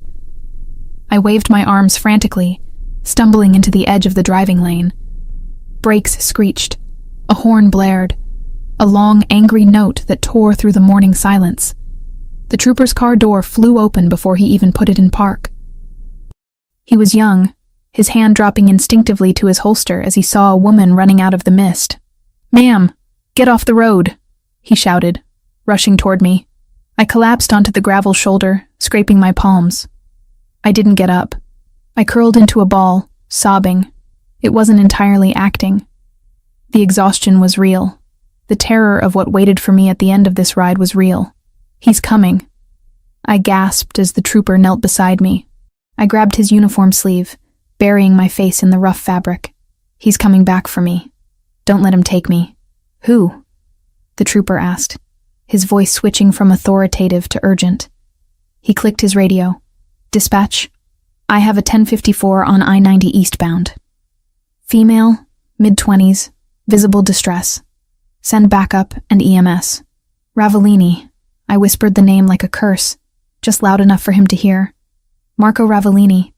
He had a gun." The trooper stiffened. The name was radioactive. He pulled me up, positioning his body between me and the empty tree line, scanning the woods with wide, fearful eyes. "You're safe now," he lied. "Get in the car." I huddled in the back of the cruiser, wrapped in a scratchy wool blanket, watching the world blur through the safety glass. The radio chatter was incessant. Codes, locations. The mention of Senator Evans' daughter sent a shockwave through the dispatch channels. Within 10 minutes, 3 more cruisers and an unmarked black sedan had boxed us in. They didn't take me to a hospital. They didn't take me to a police station. The convoy drove straight to the airfield, bypassing the usual protocols. The authority of the United States Senate, it seemed, superseded the need for a triage nurse. When the car finally stopped, we weren't at a precinct. We were at the gated entrance of the Evans estate in Brookline. The iron gates, which usually stood as a monument to old money and exclusion, swung open to swallow me whole. My stomach twisted. I wasn't returning home. I was returning to the crime scene. The cruiser stopped at the portico. Before the trooper could open my door, it was yanked open from the outside. My father stood there. Senator William Evans looked impeccable, as always. Navy suit, silver hair perfectly coiffed. the American flag pin glinting on his lapel. To the cameras that I knew were lurking beyond the perimeter, he looked like a worried patriarch. To me, he looked like a butcher inspecting a shipment that had fallen off the truck. "Chloe," he said. There was no relief in his voice, only possession. He reached in and grabbed my arm. His grip was hard, his fingers digging into the sensitive flesh of my bicep where a bruise was already forming.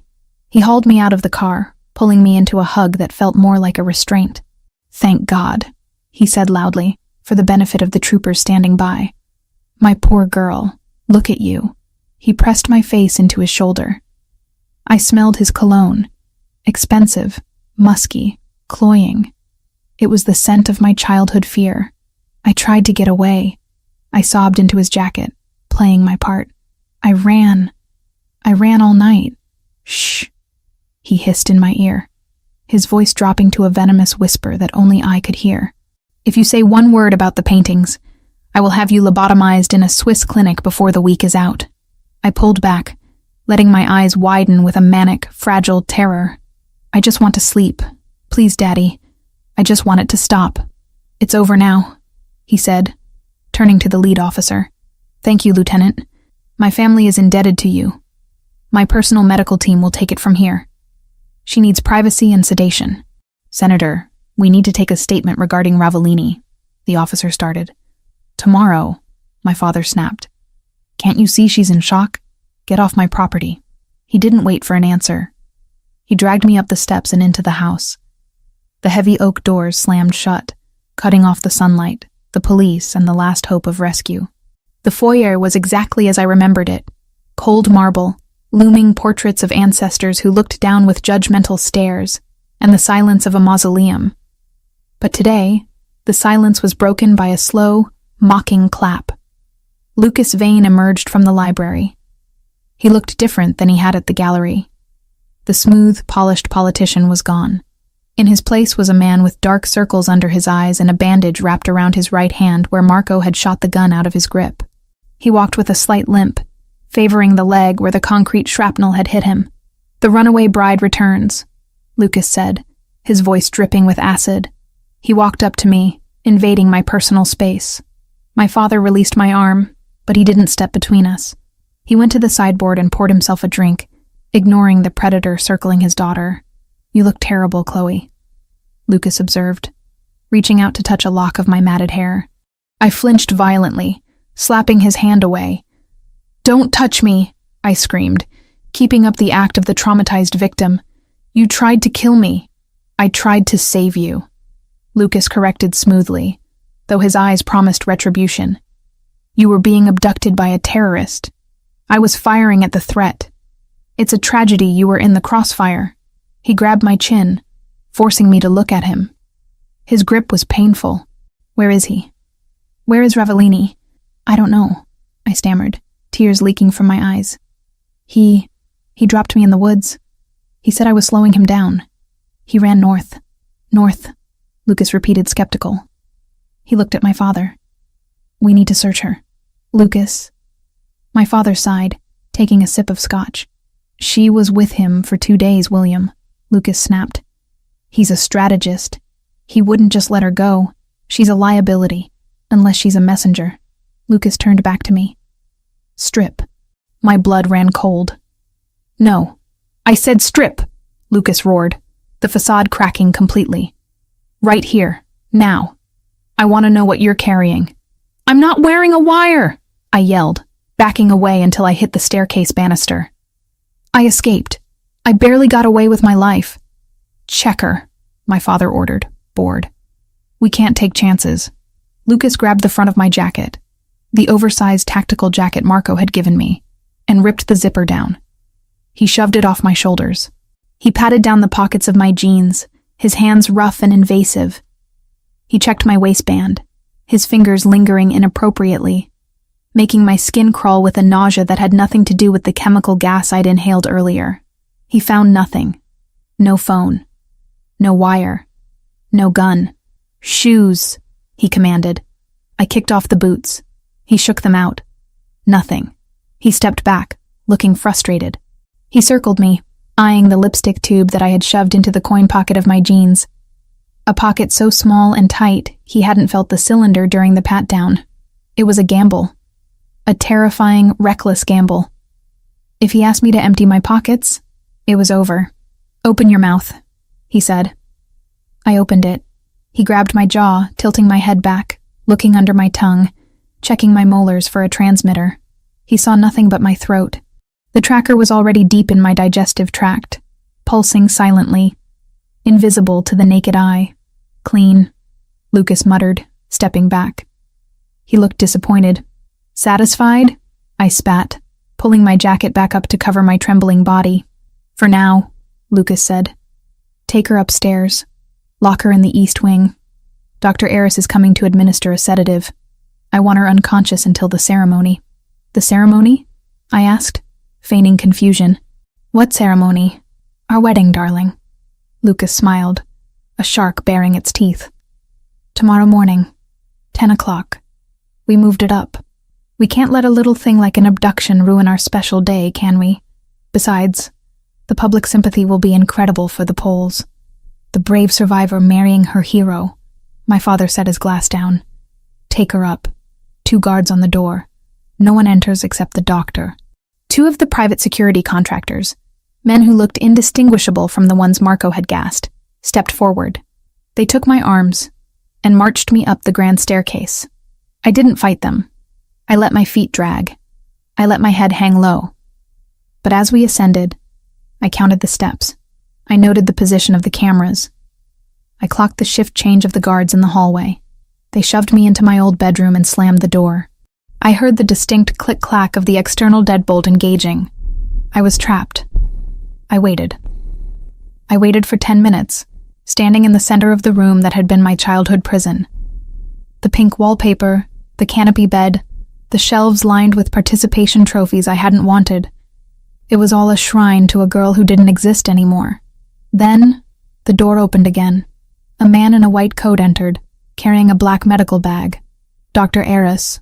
My father's personal physician, a man who wrote prescriptions for donors' wives and looked the other way when interns overdosed at campaign parties. "Chloe," he said, his voice oily with false concern. "Your father is very worried. You're agitated." "I'm not agitated," I said, backing away. "I'm terrified. This will help," he said, pulling a syringe from his bag. "Just a mild sedative, to help you sleep through the trauma." I looked at the needle. If he knocked me out, I would miss the window. I wouldn't be able to signal Marco. I wouldn't be able to get the key. I had to act. "I'll take it," I said, my voice trembling. "Please, I just want to forget." He relaxed, lowering his guard. "That's a good girl. Sit on the bed."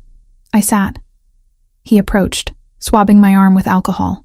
As he leaned in, focusing on finding a vein, I moved.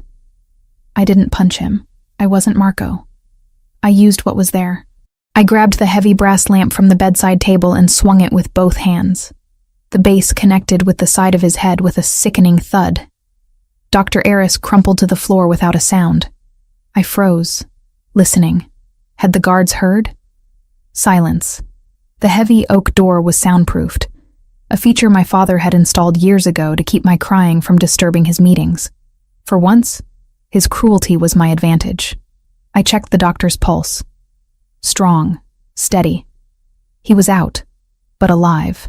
I dragged him behind the bed and stripped off his white coat. I didn't put it on. It wouldn't fit, and it wouldn't fool the guards. But I raided his bag. I found a bottle of pills, benzodiazepines. I pocketed them. I found a roll of medical tape. Then I went to the window. It was barred, another safety measure from my teenage years. Escape was impossible that way. I looked at the clock. 2 a.m. The house was quiet. The guards would be tired. I retrieved the lipstick tube from my pocket. Marco had explained how it worked. It wasn't just a jammer. It was a localized frequency overload device. It could fry a digital lock from 6 inches away, but the lock was on the outside of my door. I went to the door and knelt by the keyhole. It was an old-fashioned mechanical deadbolt reinforced with a modern magnetic strip. The lipstick wouldn't work on the deadbolt. Panic flared in my chest. I had the tech to crack a safe, but I was defeated by a piece of iron. Then I remembered the vents. The house was old, but the HVAC system had been updated. There was a return vent near the ceiling. It led to the central shaft. It wouldn't fit a person, but sound traveled. I dragged the desk chair over to the vent. I climbed up and put my ear to the grate. I could hear the guards talking in the hallway. Shift ends in 20. Man, Vane is losing it. Did you see him kicking the dog earlier? Just keep your head down. We get the bonus once the jet takes off. 20 minutes. Shift change.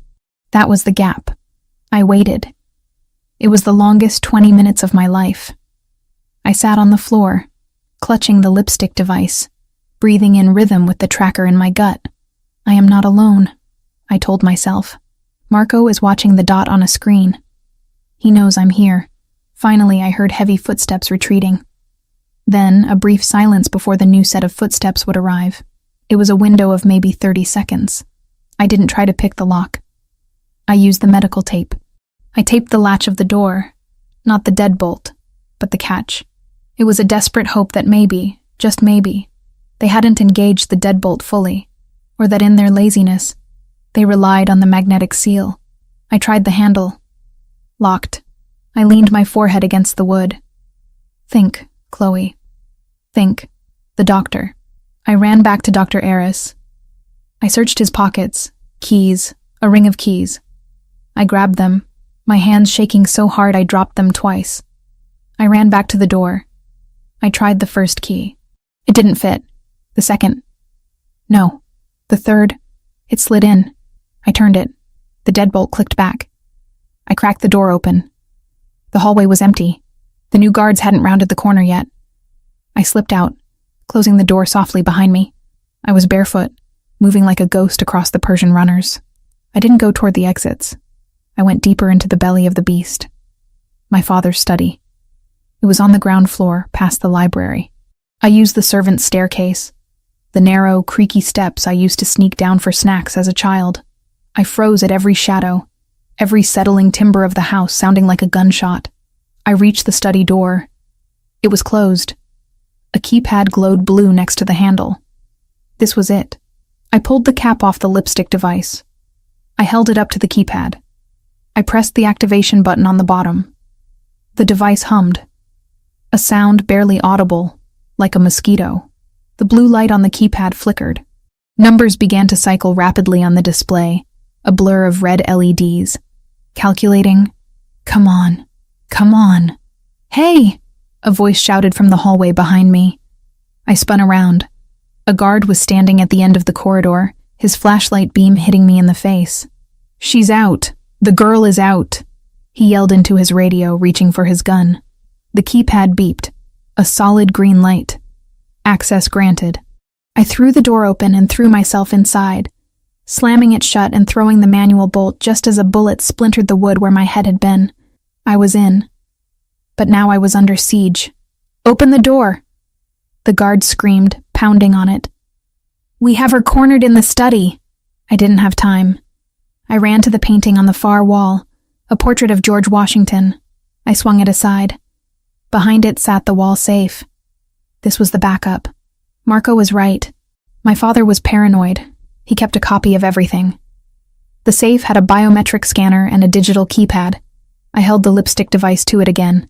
Come on, Marco's tech, I whispered. Don't fail me now. The door behind me shook as they started ramming it. Chloe.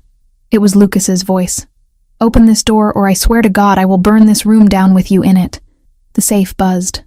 Error. My heart stopped. It didn't work. The safe was shielded. No, no, no, I whimpered. I looked around the room frantically. The desk. The chaotic mess of papers. My father's arrogance. He never thought anyone would get this far. I grabbed the heavy bust of Lincoln from the desk and smashed it against the keypad of the safe. Nothing. Then I saw it. On the desk, sitting in a crystal bowl of random items, cufflinks, coins, matches, was a USB drive. Not just any drive. It was a black Rook, identical to the one on his necklace. It wasn't in the safe. He had left it on his desk. Because he was so sure of his security, so sure that I was sedated upstairs, that he hadn't even bothered to lock up the backup. He had probably been reviewing the files before bed. I grabbed the Rook. I pulled the cap off. It was a standard USB-C connector. The door hinges screamed. They were breaking through. I needed to hide it. If they found it on me, it was over. I looked at my hand. The bandage from where I had scraped it on the highway was peeling. No, too obvious. My hair. I had wrapped my hair in a messy bun. I shoved the small chest piece deep into the thick mass of red curls, pinning it in place with the bobby pins, weaving it so tight it felt like part of my skull. The door exploded inward. Lucas stormed in, followed by 3 guards. He looked deranged. His eyes were bloodshot, his face purple with rage. "You little bitch." He crossed the room in 2 strides and backhanded me. The force of the blow knocked me into the bookshelf. I tasted blood. "Check the room," he screamed at the guards. "Check everything. What did she touch?" I lay on the floor, curled up, protecting my head, and the drive hidden in my hair. "I just wanted to call him," I sobbed, pointing at the desk phone. "I just wanted to call Marco. I miss him." Lucas stopped. He looked at the phone, then at me. He laughed, a cruel, jagged sound. "You broke out of a secure room, assaulted a doctor, and breached my security to make a phone call to your boyfriend?" He grabbed me by the hair, thankfully gripping the base of the ponytail, missing the rook by inches, and hauled me up. "You really are insane," he spat. "Dr. Eris was right. The sedation didn't take. We need a higher dose." "Sir," one of the guards said, "the safe hasn't been touched." She didn't open it. Lucas looked at the safe, then at the desk. The crystal bowl was undisturbed. He didn't notice the missing rook because he didn't know the backup existed. Only my father knew, and my father was asleep upstairs. "Take her back," Lucas ordered, shoving me into the arms of the guards. "And this time, zip-tie her to the bed frame. If she moves an inch, break her legs. She just needs to be able to say 'I do' tomorrow. She doesn't need to walk." They dragged me out. My cheek throbbed, my lip was split, and my ribs ached. But as they marched me back to my prison, a wild, hysterical laughter bubbled in my chest. I had it. I had the key. I was bruised. I was bleeding. And I was about to be tied to a bed like a sacrificial lamb. But I had the black rook woven into my hair. I looked out the window as we passed the landing. The sun was starting to rise. The sky was bleeding red and gold. "I'm ready, Marco," I thought, sending the thought out into the ether as the tracker pulsed in my gut. "I have the payload. Bring the storm." The layers of foundation felt heavy on my skin, a suffocating mask of beige designed to hide the purple bruise blooming on my cheekbone. The makeup artist, a woman with trembling hands who clearly knew better than to ask questions, dabbed concealer over my split lip. I sat frozen in the vanity chair of the bridal suite at the cathedral, staring at my reflection. The woman looking back was a stranger. She was pale, hollow-eyed, and draped in a gown of Chantilly lace that cost more than a house. But beneath the layers of tulle and silk, my heart was beating a frantic, steady rhythm against my ribs. Thump, thump, thump, thump. It wasn't fear. It was a countdown. Inside my stomach, the tracker Marco had given me was pulsing, sending a silent scream to a receiver somewhere in the city. And woven deep into the intricate, painful chignon piled high on my head, hidden beneath a spray of diamond pins and hairspray, was the black rook, the key to the kingdom. The metal edges dug into my scalp, a grounding pain that kept me focused. "You look beautiful, Miss Evans," the makeup artist whispered, packing her bag quickly. She wanted to leave. She could smell the violence in the air. "Thank you," I said, my voice hoarse. The door opened. My father filled the frame. He was wearing a morning suit, looking every inch the distinguished statesman.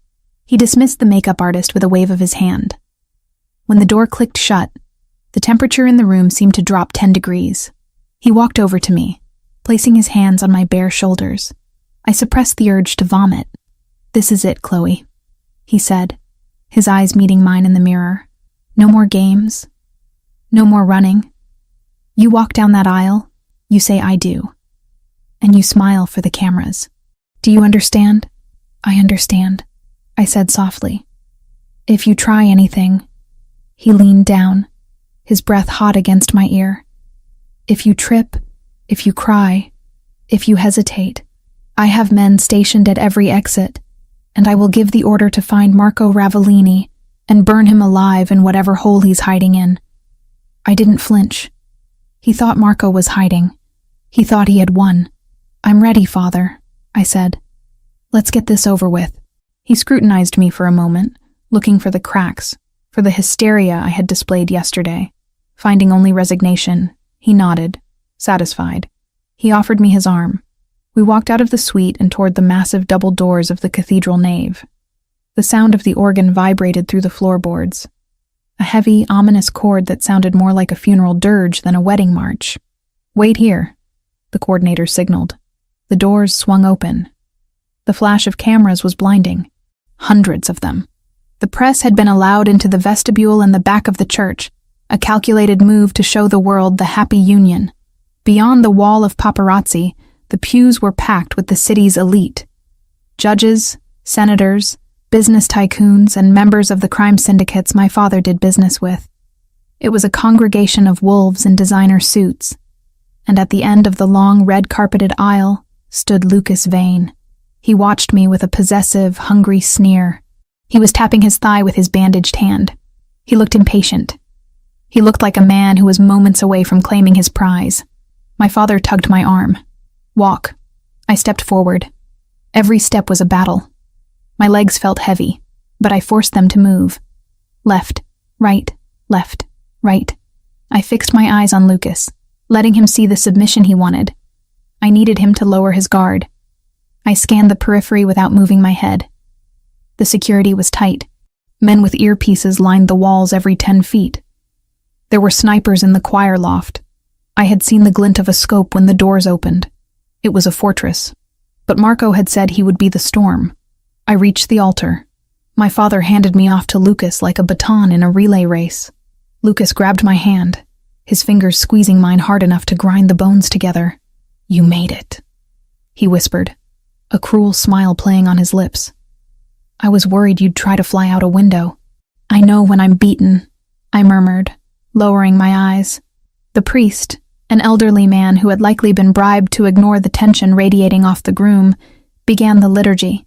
His voice droned on about sanctity, love, and honor. Words that had no place in this building today. The ceremony dragged on. The air grew stifling, thick with the scent of incense and expensive perfume. My heart rate accelerated. The moment was coming. The signal. I looked up at the stained glass windows high above the altar. Was he there? Was he watching? "Do you, Lucas Vane, take this woman to be your lawfully wedded wife?" "I do," Lucas said, his voice ringing out with sickening confidence. "And do you, Chloe Evans, take this man to be your lawfully wedded husband?" The silence stretched. 1 second. 2. Lucas's grip tightened painfully on my hand. My father shifted in the front pew. I started, my voice trembling. The priest nodded, eager to wrap this up. "If there is anyone here present who has just cause why these two should not be joined in holy matrimony, speak now or forever hold your peace." This was it. I didn't speak. I didn't scream. I simply looked directly into a camera lens positioned near the altar, and I smiled. A cold, sharp, predatory smile. The lights in the cathedral died. All of them. The chandeliers, the spotlights, the camera feeds. The church was plunged into absolute pitch darkness. A collective gasp rose from the congregation, followed by the rustle of panic. Then, sound exploded. It wasn't the organ. It was a voice, amplified through the massive cathedral speakers at a volume that shook the dust from the rafters. "She's not necessary after the merger is complete. An accident, an overdose. She's the perfect scapegoat." My father's voice, crystal clear. The recording Marco and I had discussed, the one from the library. "Once the assets are liquidated, do whatever you want with her." The lights flickered back on, but they were strobing now, harsh, blinding flashes of red and white. Chaos erupted. People were screaming, scrambling over pews. The press was in a frenzy, flashes popping wildly as they realized they were witnessing a scandal of biblical proportions. Lucas dropped my hand as if I burned him. He spun around, looking for the source of the audio. "Cut the sound! Kill it! Senator Evans!" a reporter shouted from the back. "Is that your voice?" "It's a deep fake," my father roared, standing up, his face purple. "It's a lie." But the audio continued. Lucas's voice filled the church next. "I'll make it look like a suicide. The grieving husband plays well with the voters." Lucas pulled a gun. He didn't care about the cameras anymore. He didn't care about the politics. He saw his life disintegrating in real time. He turned the weapon on me. "You bitch!" he screamed, raising the silver revolver. "You recorded us!" I didn't move. I didn't have to. The stained glass window behind the altar, the massive depiction of Saint Michael casting down Satan, shattered inward. Glass rained down like diamonds. Ropes dropped from the darkness of the vaulted ceiling. Figures descended. Not angels, soldiers, clad in tactical black, FBI emblazoned on their vests in bold yellow letters. But one figure didn't use a rope. He emerged from the shadows of the sacristy door, stepping onto the altar as if he owned the very ground of God. Marco. He wasn't wearing a mask. He wasn't hiding. He was wearing a dark suit, his shirt unbuttoned, his face a mask of calculated violence. He held a gun in one hand, leveled steady and true. "Lucas!" Marco's voice cut through the chaos, deeper and more terrifying than the amplified recording. Lucas spun toward him, distracting him from me. "Ravellini!" Lucas shrieked, swinging his gun toward Marco. It was a mistake. Marco fired. One shot. The bullet struck Lucas's right shoulder, spinning him around. He dropped the gun, howling in pain, clutching the shattered joint. "Federal agents! Nobody move!" The FBI team hit the ground running. They swarmed the altar, weapons drawn. But they weren't aiming at Marco. They were aiming at the senator's security detail. My father tried to run. He scrambled toward the side exit, pushing past a bewildered bishop. 2 agents tackled him before he made it 3 steps. The sight of Senator William Evans, the untouchable kingmaker, face down on the marble floor with his hands cuffed behind his back, was an image that would be burned into history. I stood alone in the center of the storm. The wedding dress felt miles heavy. Marco walked toward me. He didn't run. He walked with a terrifying calm, stepping over Lucas Vane, who was writhing on the ground, bleeding onto the white altar steps. Marco stopped in front of Lucas. He looked down. "I told you," Marco said, his voice audible even over the screaming crowd. "She stays with me." He kicked Lucas's gun skittering across the floor, away from the grasping hand of the fallen groom. Then he looked at me. The violence drained from his face instantly. He holstered his weapon and closed the distance between us. He reached out, his hands hovering for a second as if checking for injuries, before he grabbed my face. "Did he touch you?" Marco demanded, scanning my bruised cheek, my split lip. "Tell me." "No," I breathed, my knees finally giving way. "I'm okay. You came." "I told you I would bring the storm," he whispered roughly. "Miss Evans." An FBI agent, a tall woman with a no-nonsense face, approached us. She looked at Marco with wariness, but didn't arrest him. They had a deal. "We have the senator. We have the confession on tape. But we need the physical evidence. The encryption key." I nodded. My hands were shaking so hard I couldn't reach up. "It's here," I said, tilting my head. "In my hair." Marco understood. He reached up, his fingers gentle as they navigated the complex structure of the bridal updo. He found the pins. He pulled them out, letting the heavy mass of red curls tumble down around my shoulders. He felt around until his fingers brushed the cold metal of the black rook. He pulled it out. He held it up.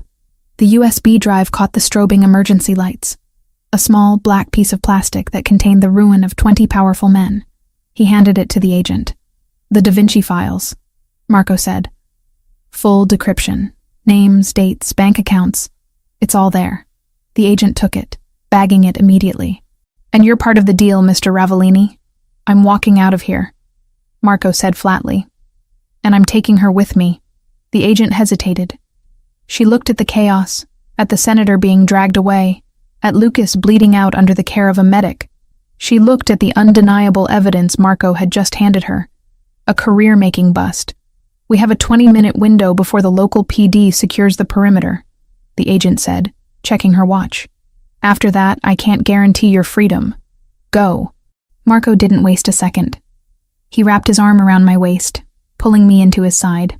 Let's go home, Chloe. We didn't leave through the back. We walked down the center aisle. The press was still there, shocked into silence, cameras rolling. I didn't hide my face. I walked with my head high, the ruined wedding dress trailing behind me like a shroud. I walked past the people who had come to watch me be sold. I walked past the society that had ignored my bruises for years.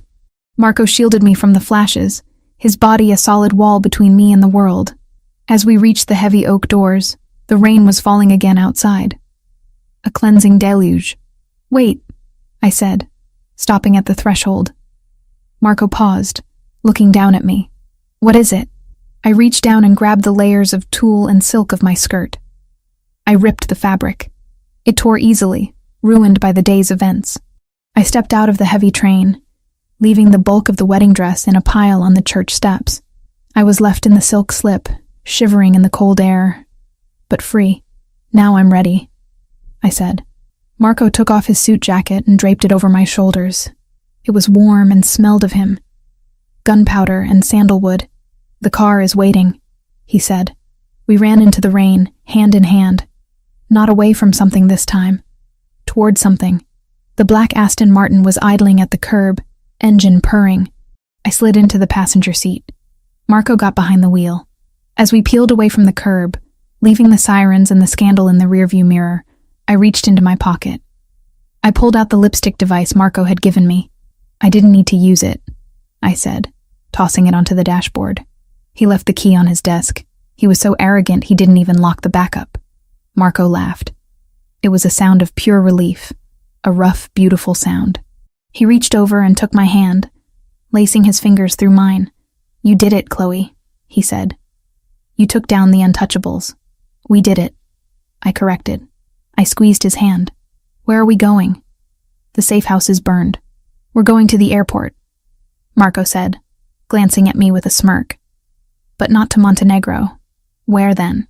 Italy, he said. I have a villa on Lake Como. It needs a lot of work. The frescoes are peeling. The art is in disrepair. I looked at him, hope blooming in my chest so painful and bright it made me dizzy. It sounds like you need a restorer, I said.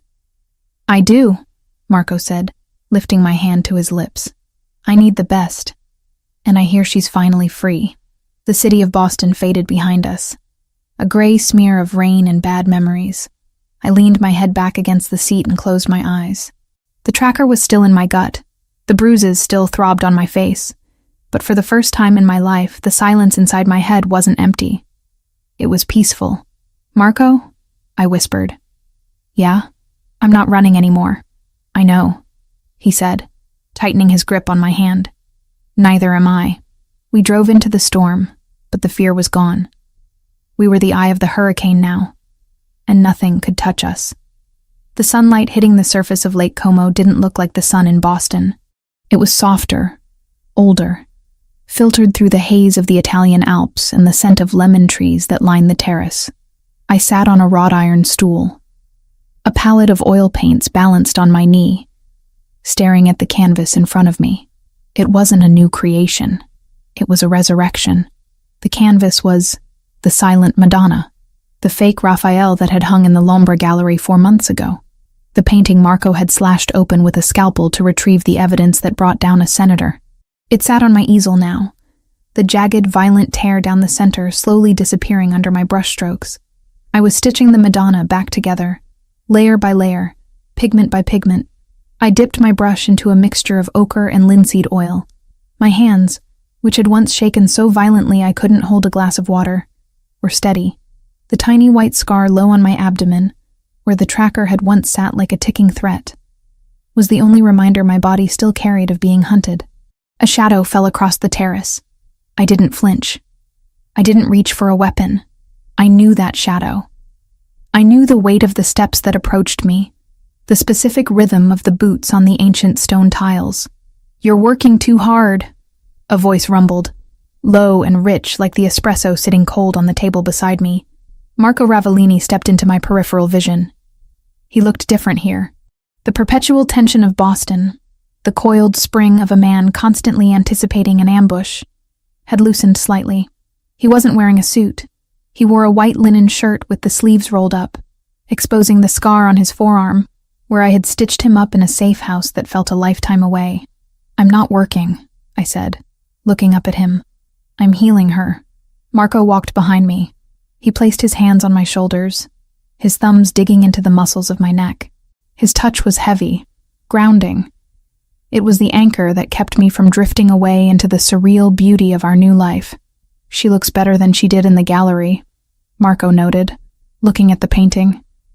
"Even before I ruined her. She was a lie back then," I said, cleaning my brush. "A shell to hide corruption. Now she's just art. She's honest." I leaned my head back against his stomach. He smelled of salt water and engine fuel. He had been out on the boat, meeting with associates from the Camorra. We hadn't left the life. We had just ascended above the grime of it. "Did the meeting go well?" I asked.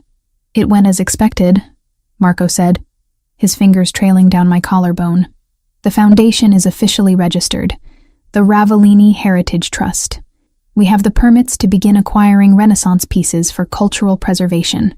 The money from the Boston operations is now flowing through legitimate auction houses in Milan and Zurich. It's clean, Chloe. All of it. And the heat? Gone," he said. "The FBI has what they wanted. They have the heads of the Hydra. They don't care about the body anymore. Between my testimony and that drive, we'd given them enough to keep them busy and to keep their sights off us for a very long time." He walked around the stool and leaned against the stone balustrade, blocking the view of the lake. He wanted me to look at him, and I did. I could never get enough of looking at him. "I saw the paper this morning," I said quietly. Marco's expression didn't change. He knew which paper.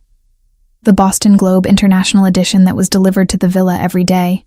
"And my father," I said, testing the weight of the word. It didn't hurt anymore. It felt like saying the name of a stranger. "They found him in his cell, bed sheets tied to the bars." Marco nodded once, sharp and final. There was no pity in his eyes. He was a coward to the end. He knew the trial would destroy his legacy. He chose the exit that let him keep a shred of control. "And Lucas?" "ADX Florence," Marco said, the name of the Supermax prison rolling off his tongue like a sentence. "Solitary confinement, 23 hours a day in a concrete box. He'll live a long time, Chloe. Long enough to remember every second of that wedding ceremony." I looked down at my hands. They were stained with paint. Ultramarine blue and cadmium red. Not blood. Never again blood. "I don't feel sad," I admitted. "I thought I would. He was my father. But I feel light. That's because the weight is gone," Marco said. He pushed off the railing and stepped into my personal space, his thighs brushing against my knees. He reached into his pocket and pulled out a small velvet box. My heart skipped a beat. "Marco, I didn't get to give you a wedding gift," he said softly. "The last time we were at an altar, I was too busy shooting the groom." I laughed.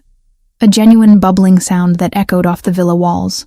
"You have a strange definition of romance, Mr. Ravellini." "Open it." I took the box. It wasn't a ring. I opened the lid to reveal a heavy silver pendant on a delicate chain. It was a rook, a chess piece. But it wasn't the cheap plastic drive I had stolen from my father's desk. This was solid platinum, with tiny emeralds set into the crenellations. "To remind you," Marco said, his voice dropping to that rough whisper that made my toes curl, "that the most powerful piece on the board isn't the king. It's the queen who knows how to move in the dark." My eyes stung. I took the necklace out, the cool metal heavy in my palm. "Put it on me?" I turned around, lifting my hair. Marco's fingers brushed the nape of my neck, sending shivers down my spine as he fastened the clasp. He didn't pull away. He kissed the sensitive spot just below my ear, his breath hot against my skin. "I have something for you too," I whispered. Marco paused. "I don't need anything. I have the villa.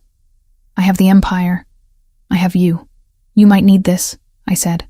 I stood up, setting the palette aside. I turned to face him. I was wearing a loose linen dress, gathered at the waist. I took his hand, the large, scarred hand that had held a gun to protect me, that had pulled me out of the rain, and I placed it on my stomach. By then, the curve was undeniable. It was a firm, rounded swell beneath the fabric, a secret we had kept between us in the chaos of the move, the lawyers, and the transition. Marco went still. His hand didn't move. He stared at his own fingers splayed across my belly, his eyes widening. For the first time since I had met him, the Wolf of Boston looked stunned. Chloe. He breathed. The name was a prayer. We beat the odds, Marco, I said, my voice trembling slightly. We didn't just survive. We created. He looked up at me, and the raw emotion in his dark eyes shattered me. There was awe there. There was terror. And there was a love so fierce it felt like a physical force. A baby, he murmured, as if testing the reality of it. A legacy, I corrected. Not one of blood and crime. One of us. He's going to grow up here, Marco. In the sun. He's never going to know the tunnels. He's never going to know the fear. Marco dropped to his knees, right there on the terrace stones. He pressed his face against my stomach, his arms wrapping around my waist, holding me as if I were made of glass and iron all at once. I felt his shoulders shake. Just once. I will burn the world to keep him safe. He vowed, his voice muffled against my dress. I will tear the sky down before I let anything touch either of you. I ran my fingers through his dark hair, looking out at the lake. The water shimmered, peaceful and indifferent. You don't have to burn the world anymore, I said softly. We own it. He stood up slowly, keeping his hands on me. He looked at the restored painting, then at the horizon, then at me. You saved me, he said. That night in the rain, I thought I was saving a damsel, but I was the one drowning. I was dead, Chloe. I was a machine made of violence. You woke me up. You gave me a door, I replied. I was running to nowhere. You gave me a destination. He leaned in, his forehead resting against mine. We breathed the same air, shared the same silence. Are you happy? He asked. It was a simple question, but it carried the weight of everything we had lost to get here. I thought about the cold tunnel under the hotel. I thought about the chemical burn in my lungs. I thought about the moment I walked down the aisle to a man who wanted me dead. I'm not just happy, I said. I'm free. Marco smiled. It wasn't the predatory smirk of the dawn. It was the smile of a man who had won the only war that mattered. Then paint, he said, nodding at the canvas. Paint it all. Paint the lake. Paint the baby. Paint the life we stole from them. I will, I promised. He kissed me. It was a slow, deep kiss, tasting of lemon and promise. When he pulled away, he lingered, his hand covering the platinum rook at my throat. I have to make a call, he said. Milan is waiting for the authorization on the new security system. Go, I said. We'll be here. He walked back toward the glass doors of the villa. At the threshold, he stopped.